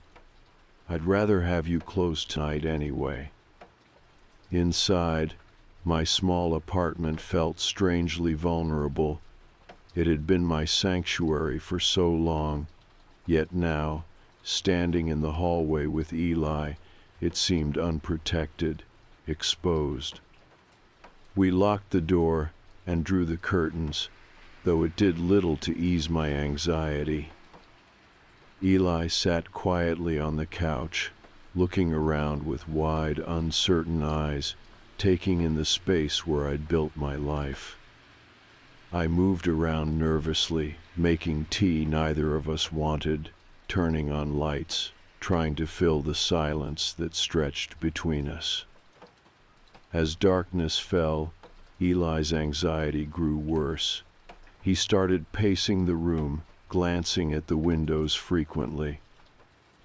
I gently tried to guide him back to the couch, but he seemed lost in thought, increasingly agitated.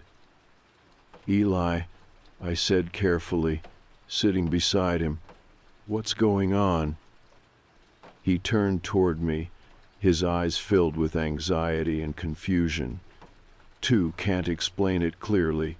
It's like I can sense someone else around us. I thought it was just my head, but now it feels real. I took his hands in mine, feeling their coldness, trembling slightly. "Eli, listen. Whatever it is, we're safe here." "Are we?" he whispered, eyes filled with doubt. "Those photos you mentioned, the ones you thought were me, I keep thinking about them. If it wasn't me, then someone else really is watching you, watching us." His words sent chills down my spine, forcing me to face what I'd been avoiding. Someone else had been here close enough to photograph me, to invade my life. It was no longer a paranoid fear. It was reality. As I struggled with that realization, Eli stood abruptly, moving quickly toward the window.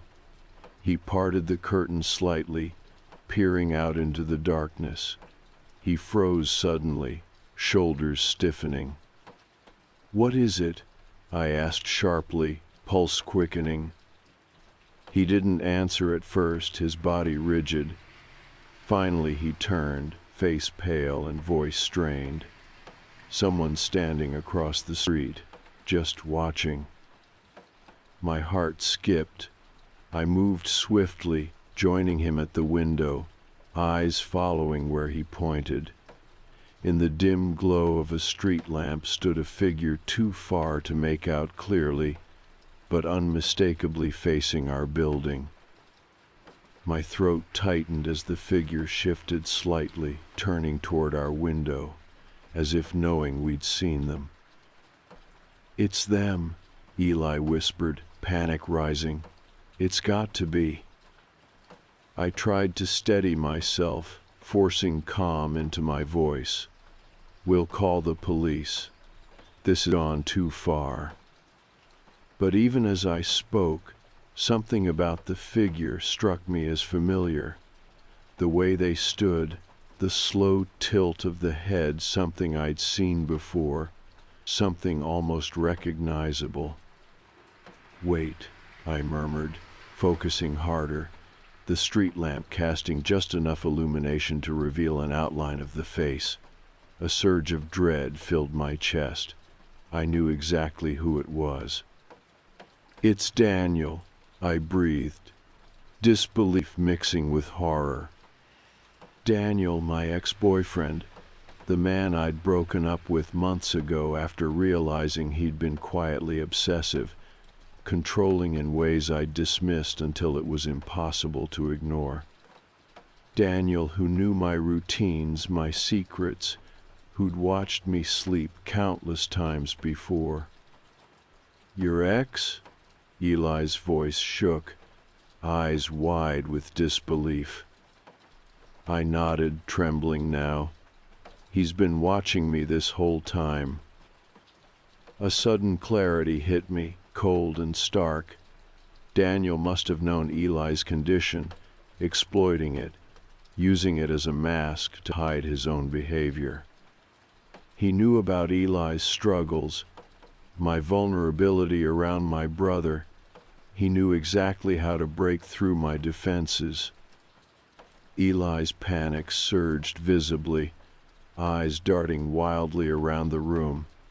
"He's been following you, using me to scare you. It's my fault." "No," I cut him off firmly. "None of this is your fault, Eli." My phone buzzed suddenly, making both of us jump. Hands trembling, I opened the message. It was from Daniel, the words clear and chilling. "Tell Eli thank you. He made it so easy." Anger flared inside me, fierce and protective. He'd used Eli, manipulated both of us, played on our fears to regain control. I dialed the police quickly, voice shaking as I explained. They promised to send a patrol immediately, instructing us to stay inside, lock all doors, and wait. As we waited, Eli sat shaking on the couch, eyes fixed blankly on the floor, overwhelmed with guilt. I sat beside him, holding his hand tightly, whispering reassurances. I felt violated, betrayed by someone I'd once trusted, but more than anything, I felt furious. Daniel had exploited Eli's condition, tried to break the fragile bond we'd been rebuilding. I wouldn't let him succeed.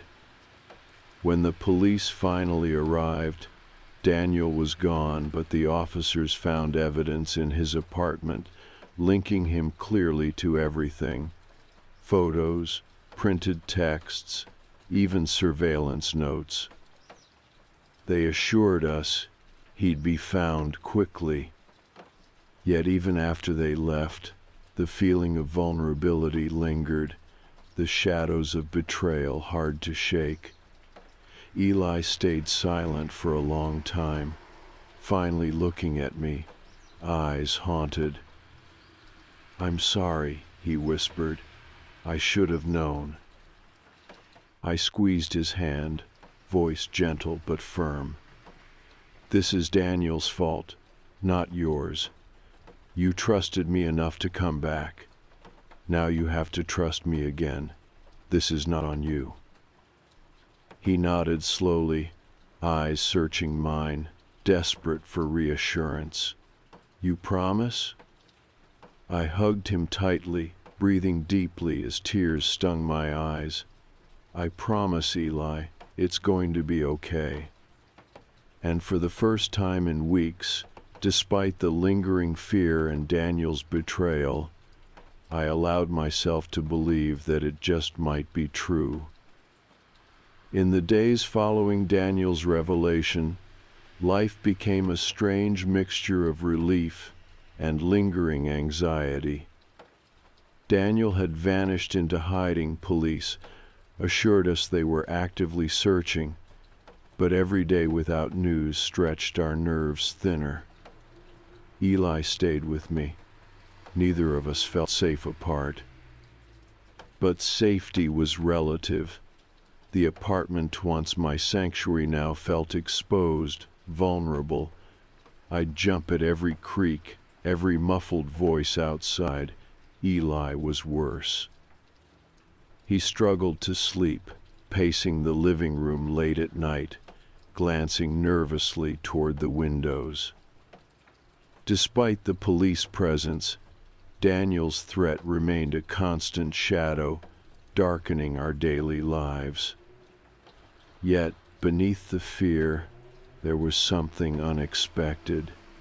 Eli and I had begun to reconnect, rebuilding the bond we'd lost years ago. I took time off work, knowing Eli couldn't manage alone just yet. Each day, we'd share quiet breakfasts in the kitchen, coffee for me, tea for Eli. We talked softly about small things, the books we'd been reading, shows we used to watch, and childhood memory-safe topics, gentle attempts to regain a sense of normalcy.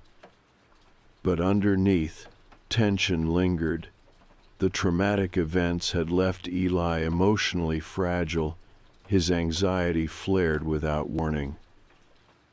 Often he'd pause mid-sentence, eyes losing focus, withdrawing into a world only he could perceive. When he'd return, blinking slowly, embarrassment filled his face. "I'm sorry," he'd whisper each time, voice filled with shame. "I'm trying, I really am." And each time, I'd reassure him gently, "I know, Eli, you don't have to apologize, it's okay." But it wasn't okay, not yet. I saw the guilt in his eyes every time the silence stretched too long. Eli blamed himself for Daniel's manipulation, convinced he'd brought this on both of us. No amount of reassurance could fully erase his guilt, but I kept trying. One afternoon I sat quietly with Eli in the living room, sunlight filtering softly through the curtains. He stared blankly out the window, lost in thought, legs tucked tightly beneath him. The silence felt fragile, and I broke it carefully. "Eli," I began softly, "have you considered therapy again?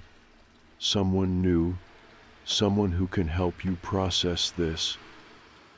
He looked away, shoulders tensing immediately. I saw his hesitation, the painful memories of past therapists, the constant struggle of opening up only to feel misunderstood. "I don't know," he murmured finally. "I'm tired of people thinking they understand when they don't." My heart ached for him. Eli's world was a constant battle, his reality shifting, his thoughts crowded with confusion and noise, but he needed professional help. He couldn't carry this alone, and neither could I. "It'll be different this time," I said gently. "We'll find someone who listens, someone who won't rush or judge." He sighed deeply, rubbing his forehead. "Maybe. But what if I'm too far gone? What if Daniel was right?" "What do you mean, Daniel was right?" I asked sharply, my stomach tightening. Eli swallowed, eyes dropping nervously. "The things he said, the texts he sent you pretending to be me. Maybe some of them were true." "Eli," I said firmly, reaching out and holding his hand. "Daniel manipulated us. He knew your vulnerabilities, knew exactly how to exploit them. Don't let him inside your head. You are not what he made you out to be." His eyes met mine, uncertain yet desperate to believe. "I want to be normal," he whispered, voice thick with emotion. "I want my head to be quiet." My throat tightened painfully. I wished I could promise him peace, promise him that his reality would simplify, his mind clear, but we both knew I couldn't. Instead, I squeezed his hand gently. "We'll find a way to make things better, Eli. I'm here. We'll face it together." He nodded silently, leaning into my shoulder, seeking comfort.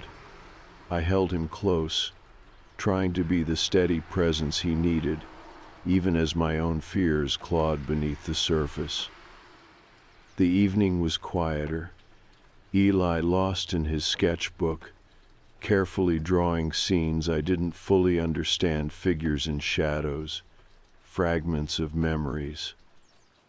Sketching had always been Eli's escape, the place he could articulate thoughts and emotions too complex for words. Watching him work, pencil moving carefully across paper, filled me with quiet hope. At least he had this a lifeline, a way to process the chaos inside.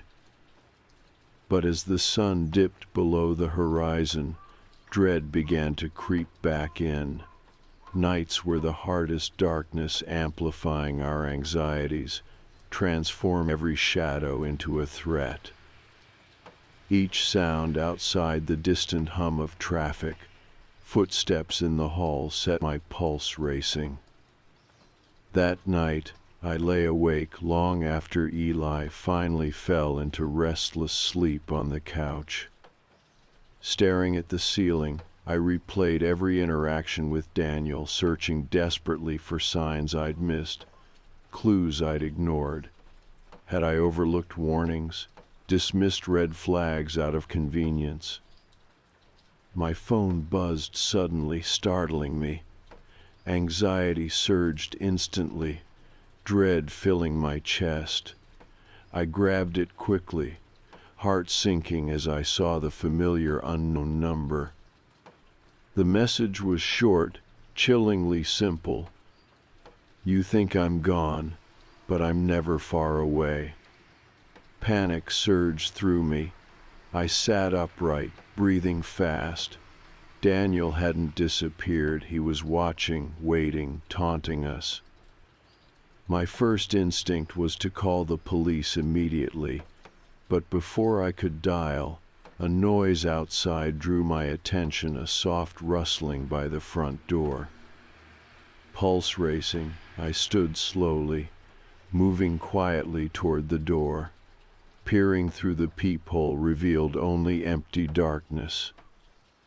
Yet, as I stood frozen, I heard another sound, a muffled cough, faint yet unmistakable. Someone was there. Heart pounding, I turned toward Eli. He was awake now, eyes wide with panic. He must have sensed my fear. "Is someone there?" he whispered, voice shaking. I hesitated, unsure what to do.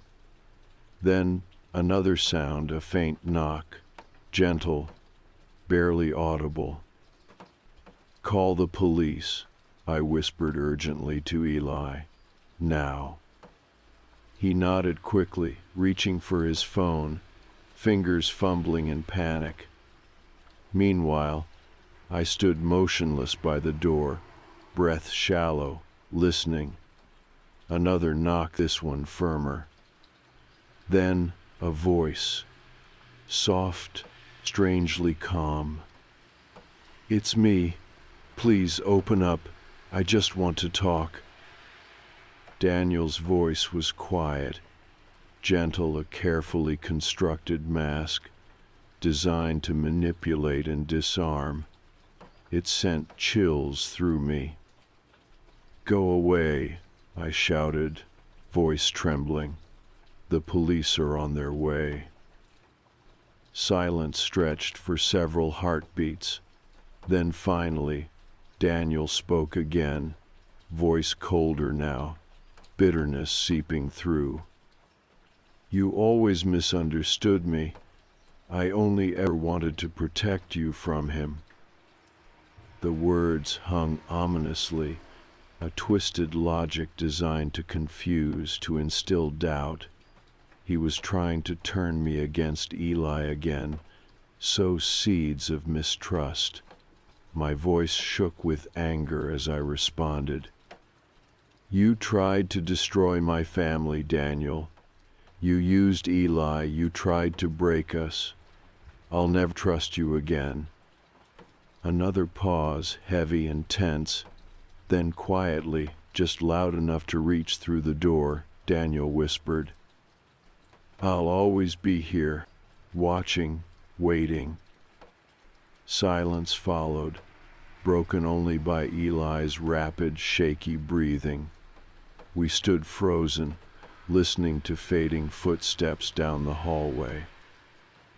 Within minutes, the flashing lights of the police arrived. but by then Daniel had vanished again. We spent hours with the officers, recounting every detail. They promised extra surveillance, reassurance of safety, but neither Eli nor I felt secure. As the police finally left, Eli looked at me, eyes haunted. "It's never going to stop, is it?" I drew him close, feeling his trembling frame against mine, the weight of reality settling heavily. The police left us alone again, their promises of extra patrols and surveillance cameras echoing hollowly around the apartment. Neither Eli nor I believed it would be enough. After all, Daniel had slipped away once before. What's to stop him from doing it again? Exhausted, I moved to lock and relock the doors, checking the windows one by one, pulling the curtains closed against the dark night. My hands shook slightly as I drew the bolt firmly in place. It didn't feel sufficient, but it was all I could do. Eli watched quietly, his eyes wide with anxiety, tension humming beneath his silence. I tried to smile reassuringly, but it faltered halfway. Instead, I sank onto the couch next to him, feeling suddenly drained. "I'm sorry," I murmured. "This isn't your fault, Eli, none of it." He didn't respond right away, eyes fixed on the floor, fingers anxiously twisting together. Eventually, he lifted his gaze toward me, a faint tremor in his voice. But I made it easy for him. I gave him an opening. "You didn't," I told him gently but firmly. "He used you. He manipulated both of us." Eli exhaled shakily, looking uncertain. But I let him. I didn't see through it. I should have known, should have been able to tell. My chest tightened with empathy. Eli had always carried blame easily, shouldering responsibility even when it wasn't his to bear. Growing up, he would blame himself whenever our parents fought, or if I got hurt falling off a bike, always finding reasons he should have prevented it. I reached out, gently squeezing his arm. "You can't control someone else's choices. Daniel is manipulative. You trusted someone who pretended to care. There's no shame in that."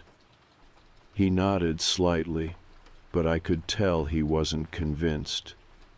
His mind had always been his toughest enemy, spiraling into self-blame and anxiety without a clear escape route. We sat in silence for a long time after that, tension lingering heavily. Neither of us wanted to sleep. Rest meant vulnerability, a surrendering to unconsciousness when danger felt too close. Instead, we stayed awake, sipping lukewarm tea and waiting, both of us alert for the slightest sound. When morning came, pale and gray through the curtains, the anxiety had dulled into exhausted resignation. Eli was quiet, withdrawn, his eyes shadowed from lack of sleep. He barely touched his breakfast, picking at his toast without appetite. After another long silence, Eli finally spoke, voice tentative. "Maybe we should go somewhere else for a while." "Where would we go?" I asked softly, not dismissively, just genuinely unsure. He hesitated, eyes on his plate.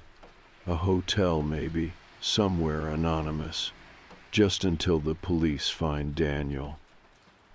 I sighed softly, wishing it could be that simple. I don't know if that'll make a difference. Daniel seems to find us wherever we go. Running won't solve this. Eli looked away, frustration shadowing his expression. I felt guilty instantly. My words had come out harsher than I'd intended. I quickly amended, gentler this time, but maybe getting away briefly wouldn't hurt. Clear our heads, feel safer, even temporarily. Eli nodded, a flicker of relief crossing his face. Just a short break, maybe somewhere quiet. We settled on a small hotel a couple of towns over, tucked away enough to give a false sense of anonymity. Packing felt rushed and tense, the simple act of gathering belongings taking on an urgency that made my heart race. We moved quickly, neither of us speaking much, eyes darting constantly to windows and doors. The drive was quiet. Eli stared silently out the window, lost in thought, while I kept glancing in the rear-view mirror, half expecting to see Daniel's car following us at every turn. My pulse quickened each time headlights appeared behind us, anxiety spiking until the vehicle passed safely by. When we finally reached the hotel, its anonymity felt comforting at first, a place where nobody knew us, where Daniel couldn't possibly know we'd chosen to stay. We checked in swiftly, eager to escape into the small room and lock the world out. Inside, Eli visibly relaxed slightly. He sat on one of the beds, shoulders finally losing some tension, though his eyes remained wary. "Better?" I asked gently, setting our bags down. "A little," he murmured. "It just feels good to be somewhere Daniel hasn't touched." I nodded, understanding fully. I felt it too, a subtle lifting of pressure, a temporary illusion of safety. For a moment, we both allowed ourselves the comfort of that illusion. We spent the day quietly. Eli sketched, pouring himself into his art as always, lines and shades becoming an escape from anxiety. I pretended to read, my eyes skimming over words without absorbing them, too distracted by every faint noise outside the door. Night returned quicker than either of us wanted. Darkness brought back all the anxiety we'd tried to outrun. Sleep felt impossible, even as exhaustion tugged insistently at my eyelids. Around midnight, Eli finally drifted into restless sleep. I stayed awake, staring blankly at the ceiling, body tense despite fatigue. Then, softly, my phone buzzed again. Fear spiked instantly through my veins, sharp and familiar. Heart racing, I grabbed it, praying it was just an automated notification, something innocent, harmless. It wasn't. Daniel again. Short, chilling words on the screen. "Did you really think leaving would fix this? You can't hide." I froze, pulse pounding in my ears. He knew where we were, or at least that we'd left. The temporary sanctuary shattered instantly, leaving me feeling exposed again, cornered. Glancing anxiously at Eli's sleeping form, I debated waking him. But he needed rest desperately. He'd reached his limit physically and emotionally. I couldn't drag him into fresh panic, not yet. Quietly, heart thudding, I slipped from the bed, moved silently to the window, pulling the curtain aside slightly, just enough to peer into the parking lot below. At first, nothing moved in the shadows, empty cars parked beneath pools of yellow street lamp glow. Then, in the far corner, something shifted, a brief, deliberate movement. "Daniel." My stomach twisted sharply. He stood beside his car, hidden partially in shadows, yet clearly visible enough that I recognized him instantly. Even from this distance, his stance was unmistakable, confident, composed, utterly sure he had control. As if sensing me, Daniel looked up directly toward our window, face illuminated faintly by the street lamp. He stared unwaveringly, sending chills through my body. I stepped back quickly, breath shallow, anxiety clawing at my throat. We weren't safe here. Daniel was determined, relentless. He wouldn't stop until he had what he wanted. I returned swiftly to Eli's side, touching his shoulder gently. He stirred groggily, eyes blinking open in confusion. "Eli," I whispered urgently, "we have to leave now. Daniel's here." His eyes widened instantly, sleep vanishing, replaced by fresh fear. Without questions, he moved swiftly, grabbing his bag. Together, we hurriedly exited the room, taking a side staircase down, avoiding elevators and lobby, desperate to avoid Daniel seeing us leave. Outside, cold air hit sharply, grounding my senses. Heart hammering, we moved quickly toward our car, constantly checking around us, every shadow feeling threatening. As we reached the car, a figure emerged suddenly from the darkness behind us, footsteps rapid, breath audible. Fear surged, adrenaline sharp. We spun quickly, heart pounding wildly, pulse deafening. But it wasn't Daniel. Instead, it was a hotel employee, expression confused, slightly embarrassed. "Sorry," she stammered nervously. "I saw you rushing out. Everything okay?" I exhaled shakily, relief mixing with lingering anxiety. We thought someone was following us. We were just leaving. She nodded, concerned. "Want me to call police?" I hesitated, then shook my head quickly. "Number, it's okay, thank you." We climbed swiftly into our car, hearts racing still. As I drove away quickly, Eli whispered shakily beside me, "Where now? Where do we go?" I glanced at him, desperation and determination mixing sharply in my chest. "We confront him," I finally said. "No more running, no more hiding." Eli didn't respond, but his silence said enough. We both knew it was our only choice left.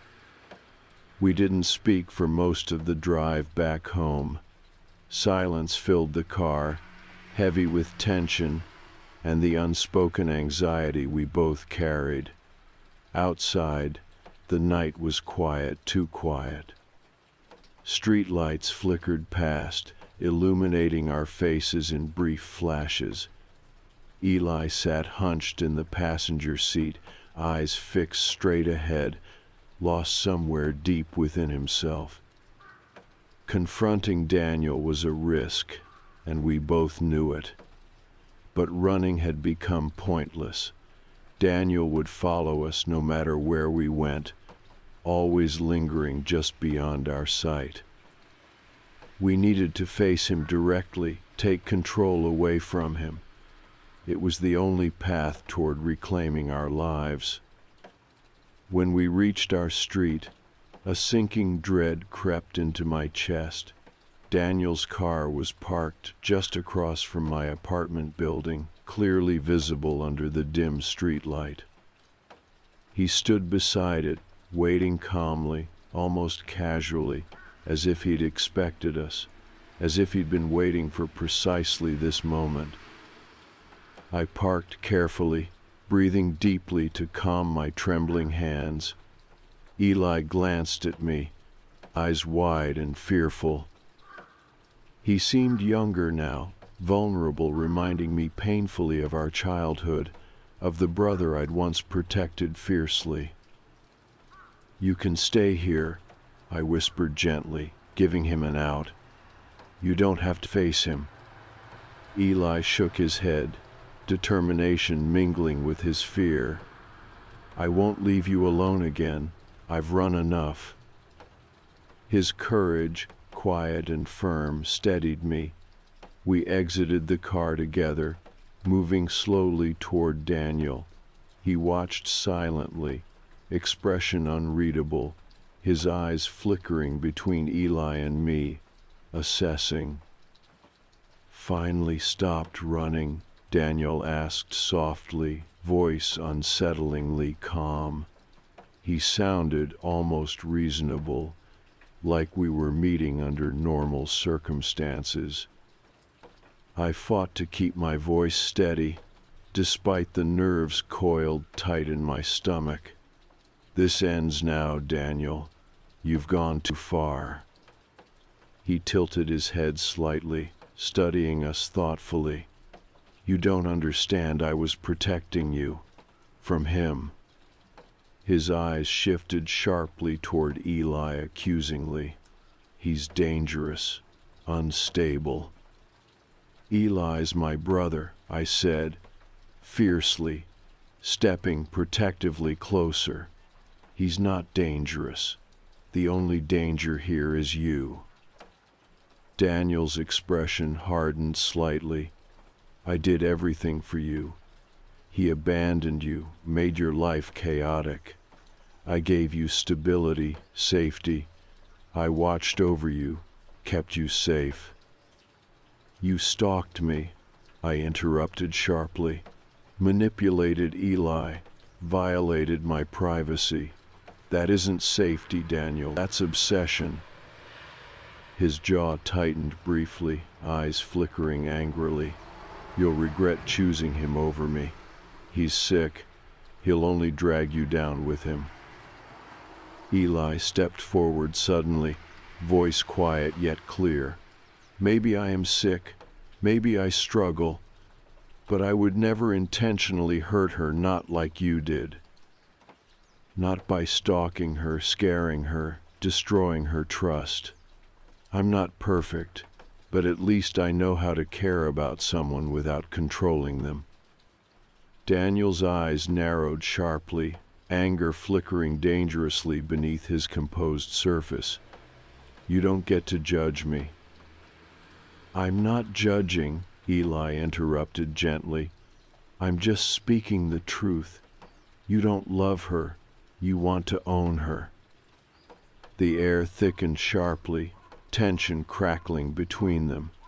Daniel's expression shifted, his carefully controlled demeanor fracturing slightly, revealing bitterness beneath. I spoke calmly, clearly, forcing strength into my voice despite the shaking in my hands. "You need to leave, Daniel. The police already know everything. You can't control us anymore." Daniel laughed bitterly, voice strained. "The police won't do anything. They never do, not until it's too late. You'll see. You'll realize I was the only one protecting you." He stepped toward us sharply, posture tense, aggressive. Fear surged through me, raw and instinctual, but I refused to back away.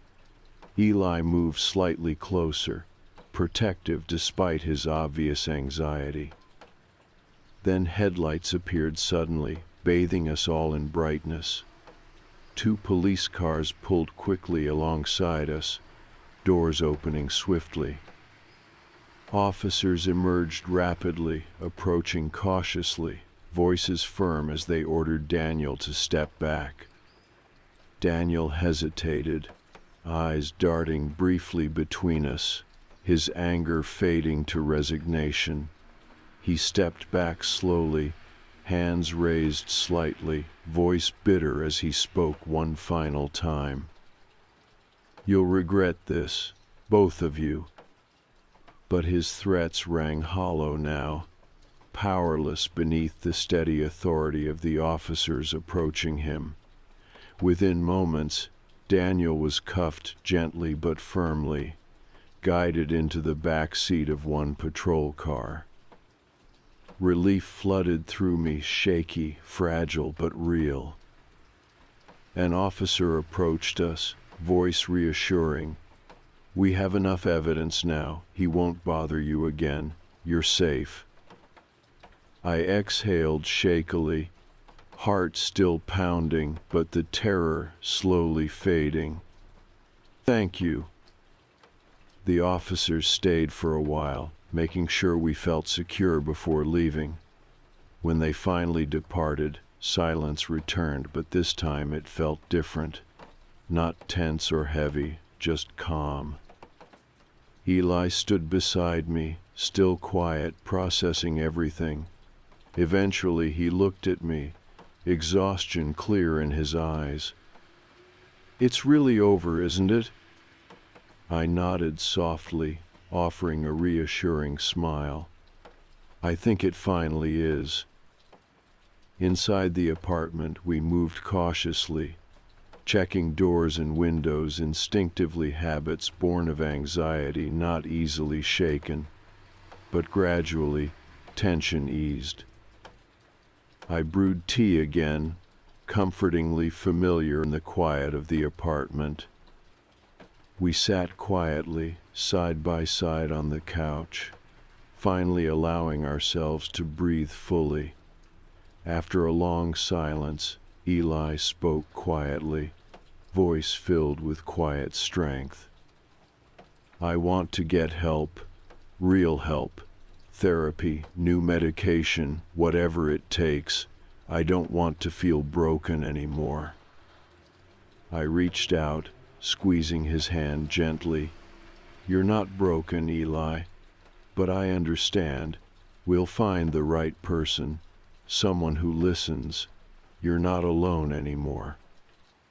Eli exhaled softly, leaning into me slightly. "Thank you for believing in me, even when I didn't." I squeezed his hand again, eyes filling with quiet emotion. "I'll always believe in you." The next few weeks passed slowly, filled with police visits, therapy appointments, and small moments of progress. Eli started therapy with someone patient and understanding, someone who genuinely listened. Slowly, the shadows began to fade from his eyes, replaced by cautious optimism. I returned to work gradually, anxiety lessening each day. Daniel remained in custody, awaiting trial, but the fear he'd instilled began fading, replaced by cautious relief. Life slowly returned to normal, or at least a new normal. Eli moved into a small apartment nearby, regaining independence while maintaining close support. Our relationship strengthened, trust rebuilt carefully from fragile pieces. Months later, on a quiet afternoon, Eli and I walked through the same park where we'd met weeks ago. This time our conversation flowed gently, comfortably. Eli paused briefly, smiling softly at me. "I never imagined feeling like this, like myself again." I smiled warmly back. "You deserve it, Eli, and you earned it." He hesitated briefly, then gently pulled me into a hug. "I couldn't have done this without you." I hugged him tightly, emotion thickening my throat. "I wouldn't have let you do it alone." We stood quietly, finally at peace. The fear we'd felt, the threats, Daniel's manipulations all seemed distant now, no longer powerful enough to control us. Eventually, Eli stepped back, eyes bright with quiet hope. "Ready?" he asked softly, gesturing down the familiar park path. I nodded, smiling gently. Together, side by side, we continued forward. We almost didn't go. The trip had been planned for weeks, one last camping weekend before summer ended. But the closer it got, the more excuses everyone had. Work, family, just didn't feel like it. In the end, it was only me, Drew, and Mason who actually followed through. And I wish we hadn't. We picked a spot deep in the woods, far from any official campsite. Drew was the outdoors guy, always pushing for more remote places, while Mason and I just went along with it. No cell service, no people, just trees and quiet. We set up camp as the sun started dipping behind the treetops. 2 tents, Drew and Mason shared one, and I had my own. A small fire, a few folding chairs. It was peaceful. The air smelled like pine, and the only sounds were crickets and the occasional rustling in the trees. It felt safe. I had no reason to think otherwise. We made dinner over the fire-hot dogs and some half-burned marshmallows. Drew told a story about some hiker who got lost out here years ago and was never found, but Mason rolled his eyes. "You always do this," Mason said, poking at the fire with a stick. "You can't go 5 minutes without trying to creep people out." Drew grinned. "It's not my fault. You guys don't appreciate local history." I laughed, but part of me wished he hadn't said anything. It was different hearing a story like that when you were actually out here, surrounded by miles of empty woods. We stayed up for a while, drinking a couple of beers and talking about nothing. Eventually the fire burned low and Mason yawned. "All right, I'm calling it," he said, stretching. "We've got a long hike back tomorrow." Drew and I agreed. I crawled into my tent, zipped it shut, and curled up in my sleeping bag. The air was cool and the ground was uncomfortable, but I was tired enough that it didn't matter. Outside, the fire crackled softly. The last thing I heard before I drifted off was the distant hoot of an owl. Something woke me up. I wasn't sure what at first. My mind was groggy, still tangled in half-formed dreams. Then I heard it, whispering. Low, hushed voices, barely audible over the rustling of leaves. I blinked, heart pounding. At first I thought it was Mason and Drew talking in their tent, but as I listened, my stomach tightened. It wasn't coming from their direction. It was coming from outside. I held my breath, straining to hear. The voices were soft, like someone trying not to be heard. Then I caught something else, a faint shuffle, like feet moving through the dirt. I sat up slowly, my sleeping bag rustling around me. My hands were clammy. My brain scrambled for explanations. An animal? The wind? Someone else out here? We were miles from the nearest campsite. No one else should be here. I reached for my flashlight, fingers shaking. Then I heard Drew's voice. "Do you hear that?" Mason, "Yeah." They were awake too. I swallowed hard and unzipped my tent as quietly as I could. The whispering stopped. The night was silent. I poked my head out, scanning the trees. The fire had burned down to embers, casting a faint orange glow. Shadows stretched long and dark between the trunks. Nothing. I turned toward Mason and Drew's tent. The fabric rustled as Drew peeked his head out, his face pale in the dim light. "You heard it too, right?" I whispered. He nodded. "Yeah, it sounded." Then he stopped. His eyes widened, locking onto something behind me. A cold wave of fear crashed over me. I turned slowly, dread curling in my stomach. And that's when I saw it.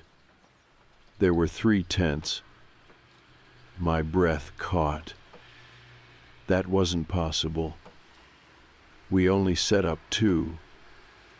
But there it was, a 3rd tent, just a few feet away from mine. It looked exactly like ours, same shape, same color, but something about it felt off, like it hadn't been there before, like it didn't belong. I stared at it, my skin prickling. Drew whispered, "Was that there earlier?" "No," I said, my voice barely audible. Mason unzipped their tent and climbed out, his eyes locked onto the new tent, and his whole body tensed. What the hell? None of us moved. None of us spoke. The night was too quiet, no wind, no insects, just the faint crackle of the dying fire. I licked my lips, my throat dry. What do we do? Mason exhaled slowly. Maybe someone set up camp after we went to bed. I shook my head. We would have heard them. Drew picked up a stick from the ground, gripping it tightly. We should check inside. Mason snapped his head toward him. "Are you insane?" Drew shrugged. "What if someone's in there? What if they need help?" I wanted to believe that. I really did. But something about that tent felt wrong. Drew took a step forward. Mason grabbed his arm. "Dude number." Drew hesitated. Then finally, he sighed and stepped back. "Fine, but we can't just ignore it." We stood there, staring at it. The tent just sat there, silent, waiting. The whispering hadn't come back. But I still felt watched. The seconds stretched. No one moved. Then Drew whispered, "We should go back to bed." Mason shot him a look, seriously. "What else are we supposed to do?" Drew muttered. "If someone's in there, they know we're here. We're not gonna charge in there like idiots." Mason clenched his jaw but didn't argue. Neither did I. Because deep down, I didn't want to know who or what was inside. We climbed back into our tents. I lay awake for hours, staring at the fabric walls, listening, waiting. At some point, exhaustion won, and I drifted into an uneasy sleep. I woke up at sunrise. The first thing I did was sit up and unzip my tent. The morning was bright and peaceful, sunlight filtering through the trees. Birds chirped in the distance. For a moment, everything seemed normal. Then I looked. The 3rd tent was gone. I stared at the empty patch of dirt where it had been. No flattened grass, no sign of movement. Like it had never been there at all. A heavy weight settled in my chest. I wasn't crazy. We had all seen it. So where did it go? Mason stepped out of his tent, rubbing his eyes. He froze when he saw the empty space. He turned to me, face pale. It's gone. I nodded slowly. Drew stepped out next, his expression unreadable. For a long time, none of us spoke. Then Drew muttered, "We need to leave." I didn't argue, because whatever had been out there last night, I didn't think it wanted us to stay. None of us talked while we packed up camp. Normally, Drew would be cracking jokes. Mason would be grumbling about waking up early, and I'd be zoning out while shoving stuff into my bag. Not this time. This time, we moved fast, silent, like speaking out loud might somehow make things worse. Every so often, I'd glance at the spot where the third tent had been. There was nothing there. No flattened grass, no footprints, just untouched dirt, like it had never been there at all.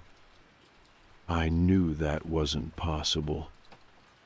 We had all seen it. I looked at Drew, expecting him to say something, make a dumb excuse like maybe we were just half asleep, or maybe it was an animal and we imagined the shape, but he never did. He just kept his head down, stuffing his gear into his backpack. Mason wasn't talking either. That scared me the most. Mason never shut up. We left the campsite around 7 in the morning. The sun was still low, golden light filtering through the trees, making everything look softer than it should have. Like nothing had happened. Like last night was just a bad dream. I knew better. The whole hike back I felt off, like something was watching us. Every few minutes I'd glance over my shoulder, expecting to see a figure standing between the trees. Nothing was ever there. But the feeling didn't go away. I knew Mason felt it too. His shoulders were stiff, and he kept glancing around like he was expecting something to jump out at us. Drew was quiet, too quiet. Normally he was the loudest of us, complaining about his pack, pointing out random birds, or telling some ridiculous story. But this morning, nothing. He just walked. Fast. I think we all knew it. None of us wanted to be out here anymore. We should have made it back to the car in about 4 hours. But somewhere along the way, something went wrong. It started small. A fallen tree blocking the path, one that hadn't been there when we came in. I stopped walking. Did we take a wrong turn? Mason shook his head. No way. This is the right way. Drew didn't say anything. I looked around, trying to recognize anything. A broken branch, a familiar rock formation, something to prove we were still on the right path. I couldn't. The woods felt different. I didn't realize why until Mason muttered, "Where are the birds?" The air was still. No rustling leaves, no distant chirps. Just silence, like the entire forest was holding its breath. A wave of nausea rolled through me. "We should keep moving," Drew said, finally speaking for the first time that morning. His voice was tight, forced. We walked faster. Half an hour passed, then an hour, then 2. We should have been close to the car by now, but nothing looked familiar. The trees were too tall, too dense. The path felt wrong. Mason stopped. Okay, we're lost. Drew let out a sharp breath. No, we're not. Mason shot him a look. Then where the hell are we? Drew didn't answer. My throat felt tight. This didn't make sense. We had one trail to follow, a straight shot from the campsite to the parking lot. There was no way we should have been out here this long. Mason pulled out his phone. No signal. I checked mine. Nothing. Drew was gripping his pack strap so tightly his knuckles were white. Let's just keep walking. The trail has to lead somewhere. Mason exhaled through his nose but didn't argue. I didn't argue either, because I didn't know what else to do. So we walked, and walked, and walked. The third tent was back. Mason saw it first. He stopped dead in his tracks, his breath catching. Guys. I turned to look, and my stomach dropped. There, in a small clearing between the trees, was a tent. Not just any tent. The same tent. The one that hadn't been there last night. The one that disappeared before sunrise. Now, it was sitting right in front of us. Mason took a shaky step back. No, we're going in circles. We have to be. Drew was staring at it. His jaw was clenched, his hands curled into fists. We're not, he said. His voice was flat. Then what the hell is this? Mason's voice was rising. I didn't know what to say. I was trying to process it, trying to make sense of it. But there was no making sense of it. Because the tent wasn't just in the same spot. It was set up exactly like it had been before. Like time had reset. Like last night had never ended. Mason turned toward Drew. You wanted to open it last time. Well, go ahead. Open it. Drew didn't move. He just kept staring. Mason let out a harsh laugh, shaking his head. That's what I thought. Then he turned back to me. We need to go. Now. I nodded. But as I took a step back, something changed. The air shifted. The silence deepened, and from inside the tent something moved. A faint rustling, barely there. But we all heard it. Mason grabbed my arm, his fingers ice cold. My breath was stuck in my throat. Drew took one slow step forward, and the zipper started unzipping. I didn't wait. I turned and ran. Mason ran too. We didn't stop, didn't speak. Branches slashed at my arms. Roots threatened to trip me, but I didn't stop running. Somewhere behind us, I heard Drew shouting, but I didn't look back. I couldn't. Because I knew whatever was in that tent wasn't human. And I didn't want to see it. I just wanted to get out. I didn't care if we were lost. I didn't care if we had to walk for hours. As long as we never saw that tent again.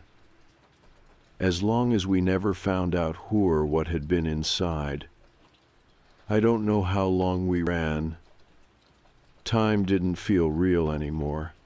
It was just the sound of branches whipping against my arms, my feet slamming against the dirt, Mason's ragged breathing beside me. Somewhere behind us, Drew was still shouting.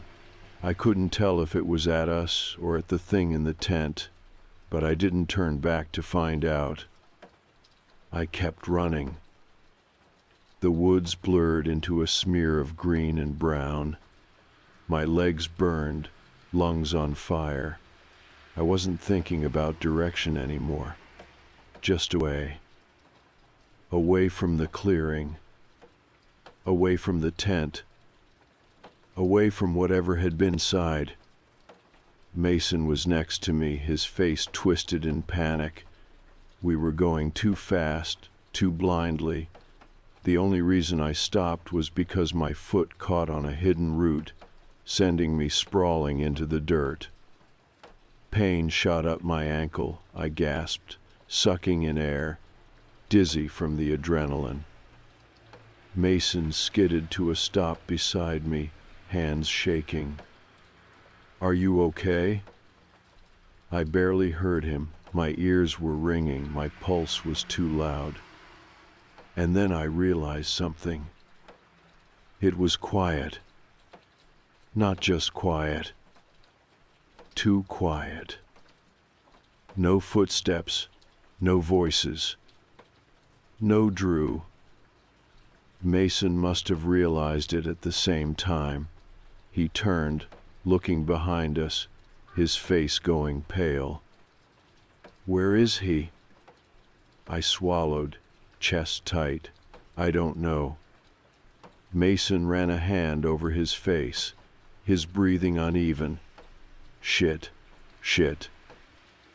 We stood there, frozen, trying to listen, trying to hear anything. But the woods were empty. No footsteps. No running. No shouting. Drew was just gone. Mason's hands curled into fists. "We have to go back." I stared at him. "Are you insane? He could be hurt." I shook my head violently. "Number, you saw that thing in the tent. That wasn't a person." Mason looked away, jaw clenched. Neither of us wanted to say what we were both thinking.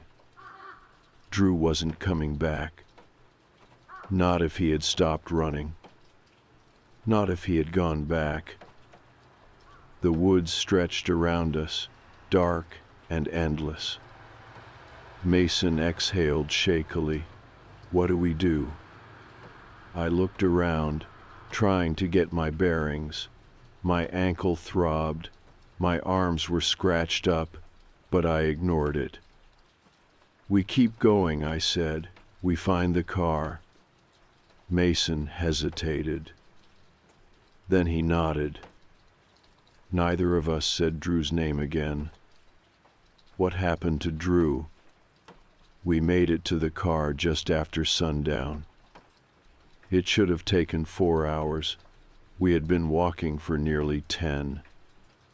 We peeled out of there so fast that gravel kicked up behind us. Neither of us looked back. We drove straight to a gas station, sitting in silence for a long time before Mason finally said, "We have to call the cops."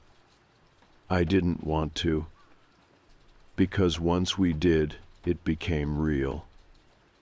But Drew was still out there. So we called. The search lasted 4 days. On the 5th day, they found him. Alive. But barely. They found him miles from where we had last seen him, lying at the base of a ravine, unconscious. His leg was broken. His head was bleeding. He was lucky to be alive. At first, they thought he had just fallen, that he had gotten lost in the woods and taken a bad step. But when they questioned him, his story didn't make sense. He didn't remember falling. He didn't even remember running. All he remembered was standing in front of the tent, hearing something inside, and then nothing. Just waking up in the ravine. He had no memory of the hours between.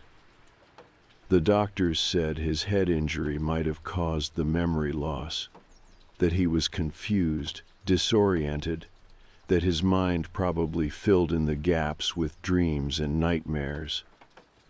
But I don't think that's what happened, because the search team found something else. Something near where they had found Drew. A tent. The tent. Exactly like the one we had seen that night. Except it wasn't ours. It wasn't anyone's.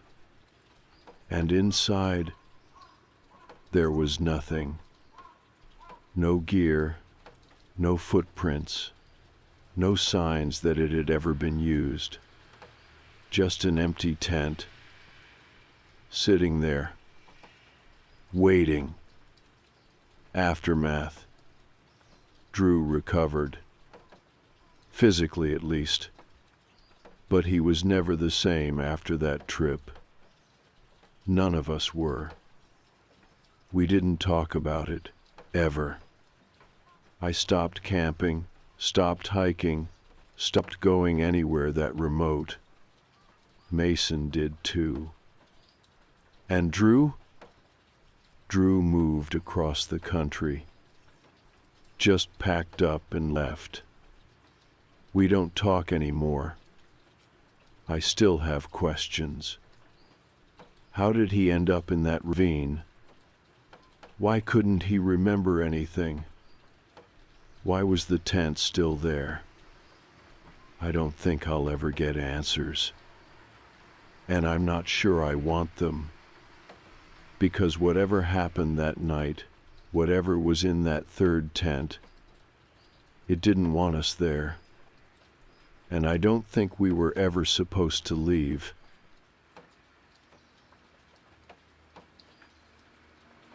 For context, I'm a middle-aged man living on the outskirts of Whitford, a quiet market town in northern England.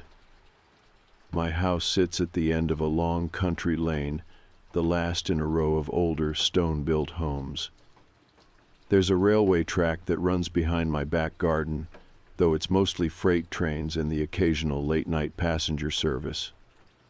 From my bedroom window, I can see Whitford Station, its dim orange glow barely illuminating the empty platform at night. It's convenient, really work in the city, so I never miss the morning train. I know the schedule by heart. That's why I was so confused when I first noticed the 2:42 train on Wednesday, 3rd May. It woke me up. I sleep lightly, always have, and the distant rumble of wheels on steel pulled me from a restless dream. Groggy, I sat up in bed, turned toward the window, and peered through the blinds. A single carriage train had stopped at the station. No logo, no branding, just a dull gray exterior, its windows completely black. No passengers, no driver, no station announcements. I frowned. There was number 242 service. The last scheduled train passed at 11:58 p.m., and the next one wasn't due until 5:15 a.m. I watched for a moment longer, expecting it to pull away. It didn't. It just sat there humming faintly under the flickering platform lights. Then, after exactly 30 seconds, it moved. No engine roar, no clatter of tracks. Just a smooth, silent glide until it disappeared into the night. I checked the schedule online. Nothing. I assumed it was some unscheduled maintenance service. Still, I made a mental note of it and went back to sleep. But the next night, it happened again. And the night after that, I watched the 2:42 train every night for a week, always stopping for precisely 30 seconds, always empty. It never made a sound except for the faint hum of its idling engine. I asked around. Nobody else had noticed it, not my co-workers, not the handful of neighbors I had. Even the guy at the ticket office looked at me like I was mad when I asked about a 2:42 train. So I started keeping notes. 2:42 a.m., train arrives. 2 hours 42 minutes and 30 seconds a.m., train departs. No passengers, no driver, no sound. I even took pictures, but every time I looked at them in the morning, they were completely black. I posted about it online, trying to find some explanation. Most people ignored me, but one comment stood out. "Don't board it." That was it, no context, just that warning. I shrugged it off. I wasn't planning on stepping onto a mystery ghost train in the middle of the night. But then came Tuesday, 16th May. That night, the train arrived as usual, but as I lay in bed, watching from the safety of my window, I heard something that made my stomach drop. A scream. Not a distant, muffled sound, not something carried on the wind. It was clear, raw, panicked. Somebody was inside the train. I bolted upright, my heart hammering. The scream cut off abruptly, leaving only the soft hum of the idling engine. I stared at the train, my gut twisted. For the first time in weeks, I felt genuinely afraid. I reached for my phone, no signal. I checked the Wi-Fi, disconnected.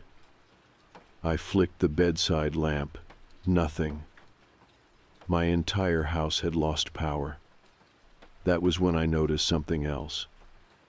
Outside, beyond the station, the entire town was dark, no streetlights, no houses glowing in the distance.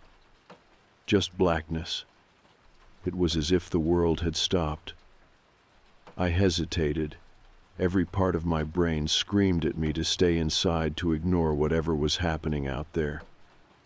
But that scream, I couldn't pretend I hadn't heard it. I grabbed a flashlight, threw on a coat, and stepped out into the night.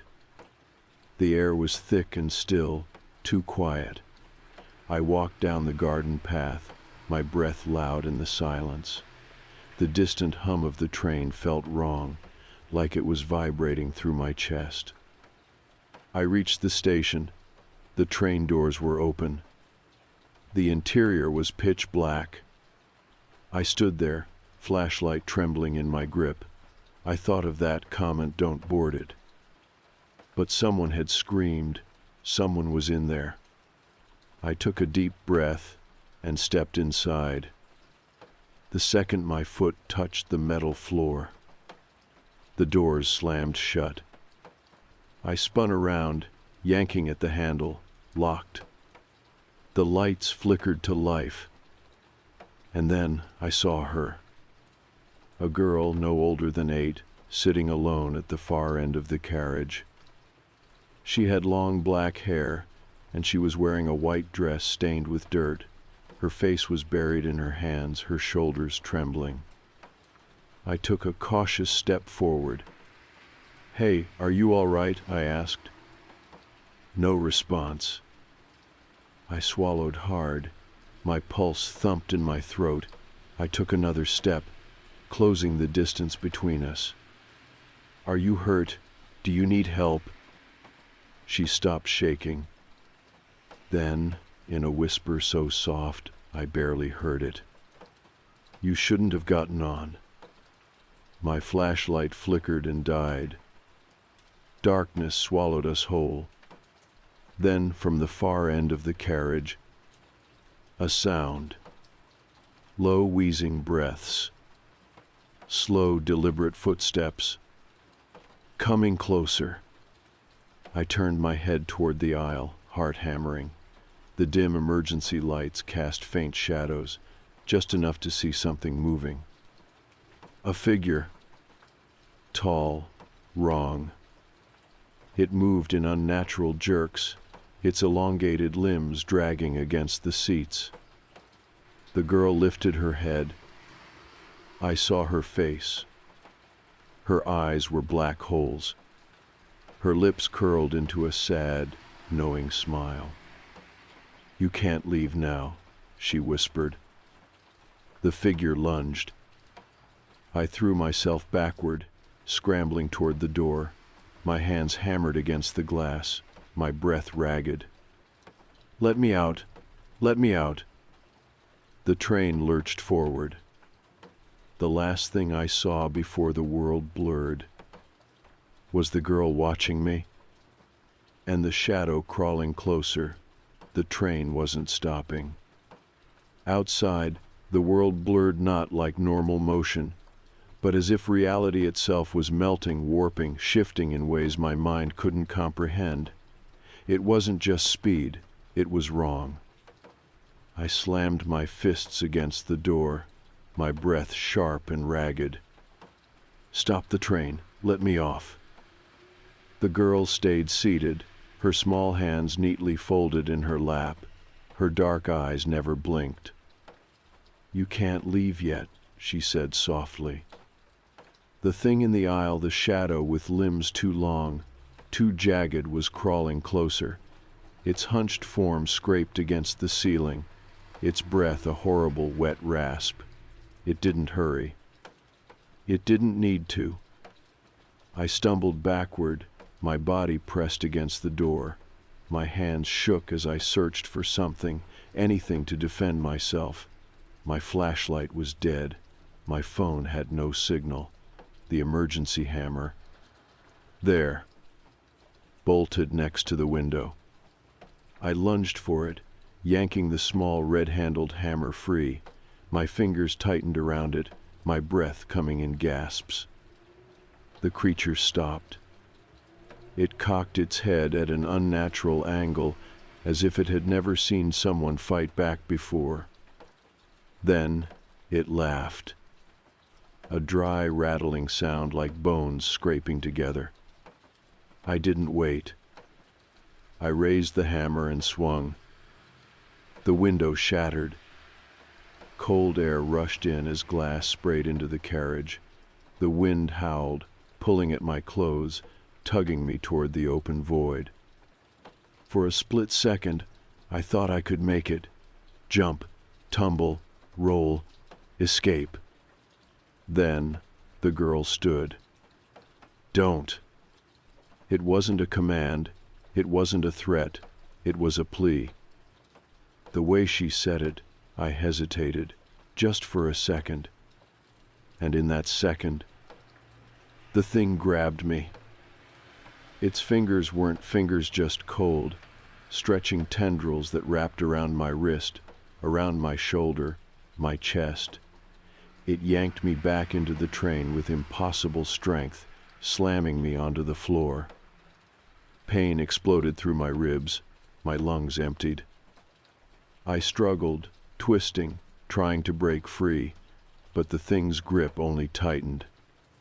I turned my head, gasping, and saw the girl watching me.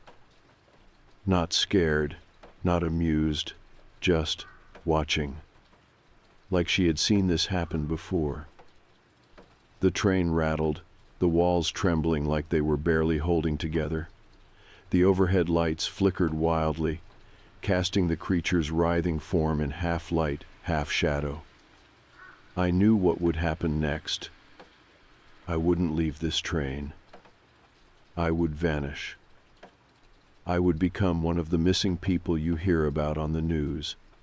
Just another unsolved case, a name that fades from memory. Unless I broke the cycle.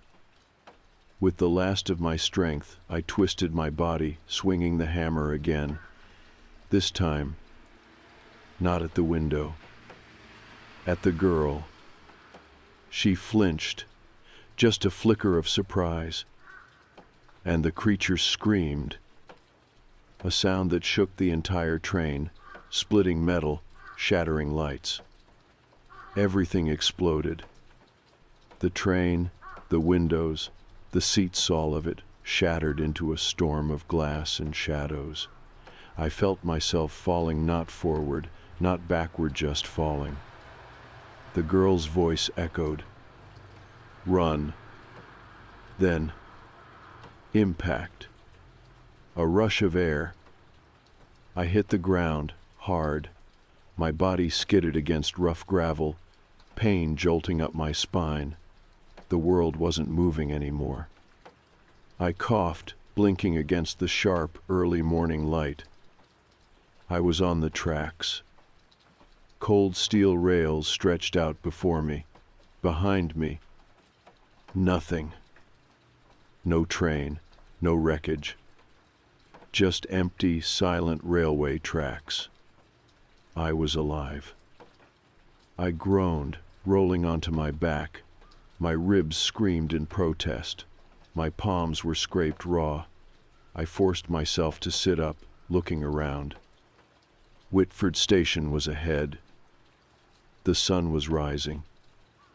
I turned toward the horizon, my breath catching. The station clock read 5:13 a.m. I had made it. I climbed to my feet, staggering toward the platform. My legs were shaking, my lungs burned. I didn't look back. I didn't need to. The 2:42 train was gone, and I knew somehow that it would never come back. The first thing I did when I got home was lock every door and window. I didn't sleep. I couldn't. My entire body ached, and my mind wouldn't stop replaying the night over and over again.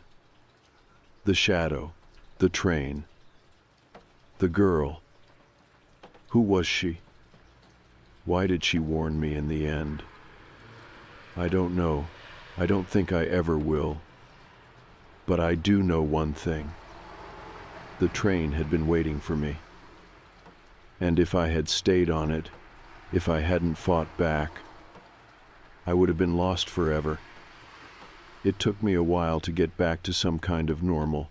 I moved away, not far, just to the city, somewhere with people, noise, life. I never spoke about what happened. Who would believe me? But sometimes, late at night, when I close my eyes, I hear it. A distant hum. Not from a car, not from the city, from tracks that no longer exist. A train that no longer runs. A train that I refuse to remember.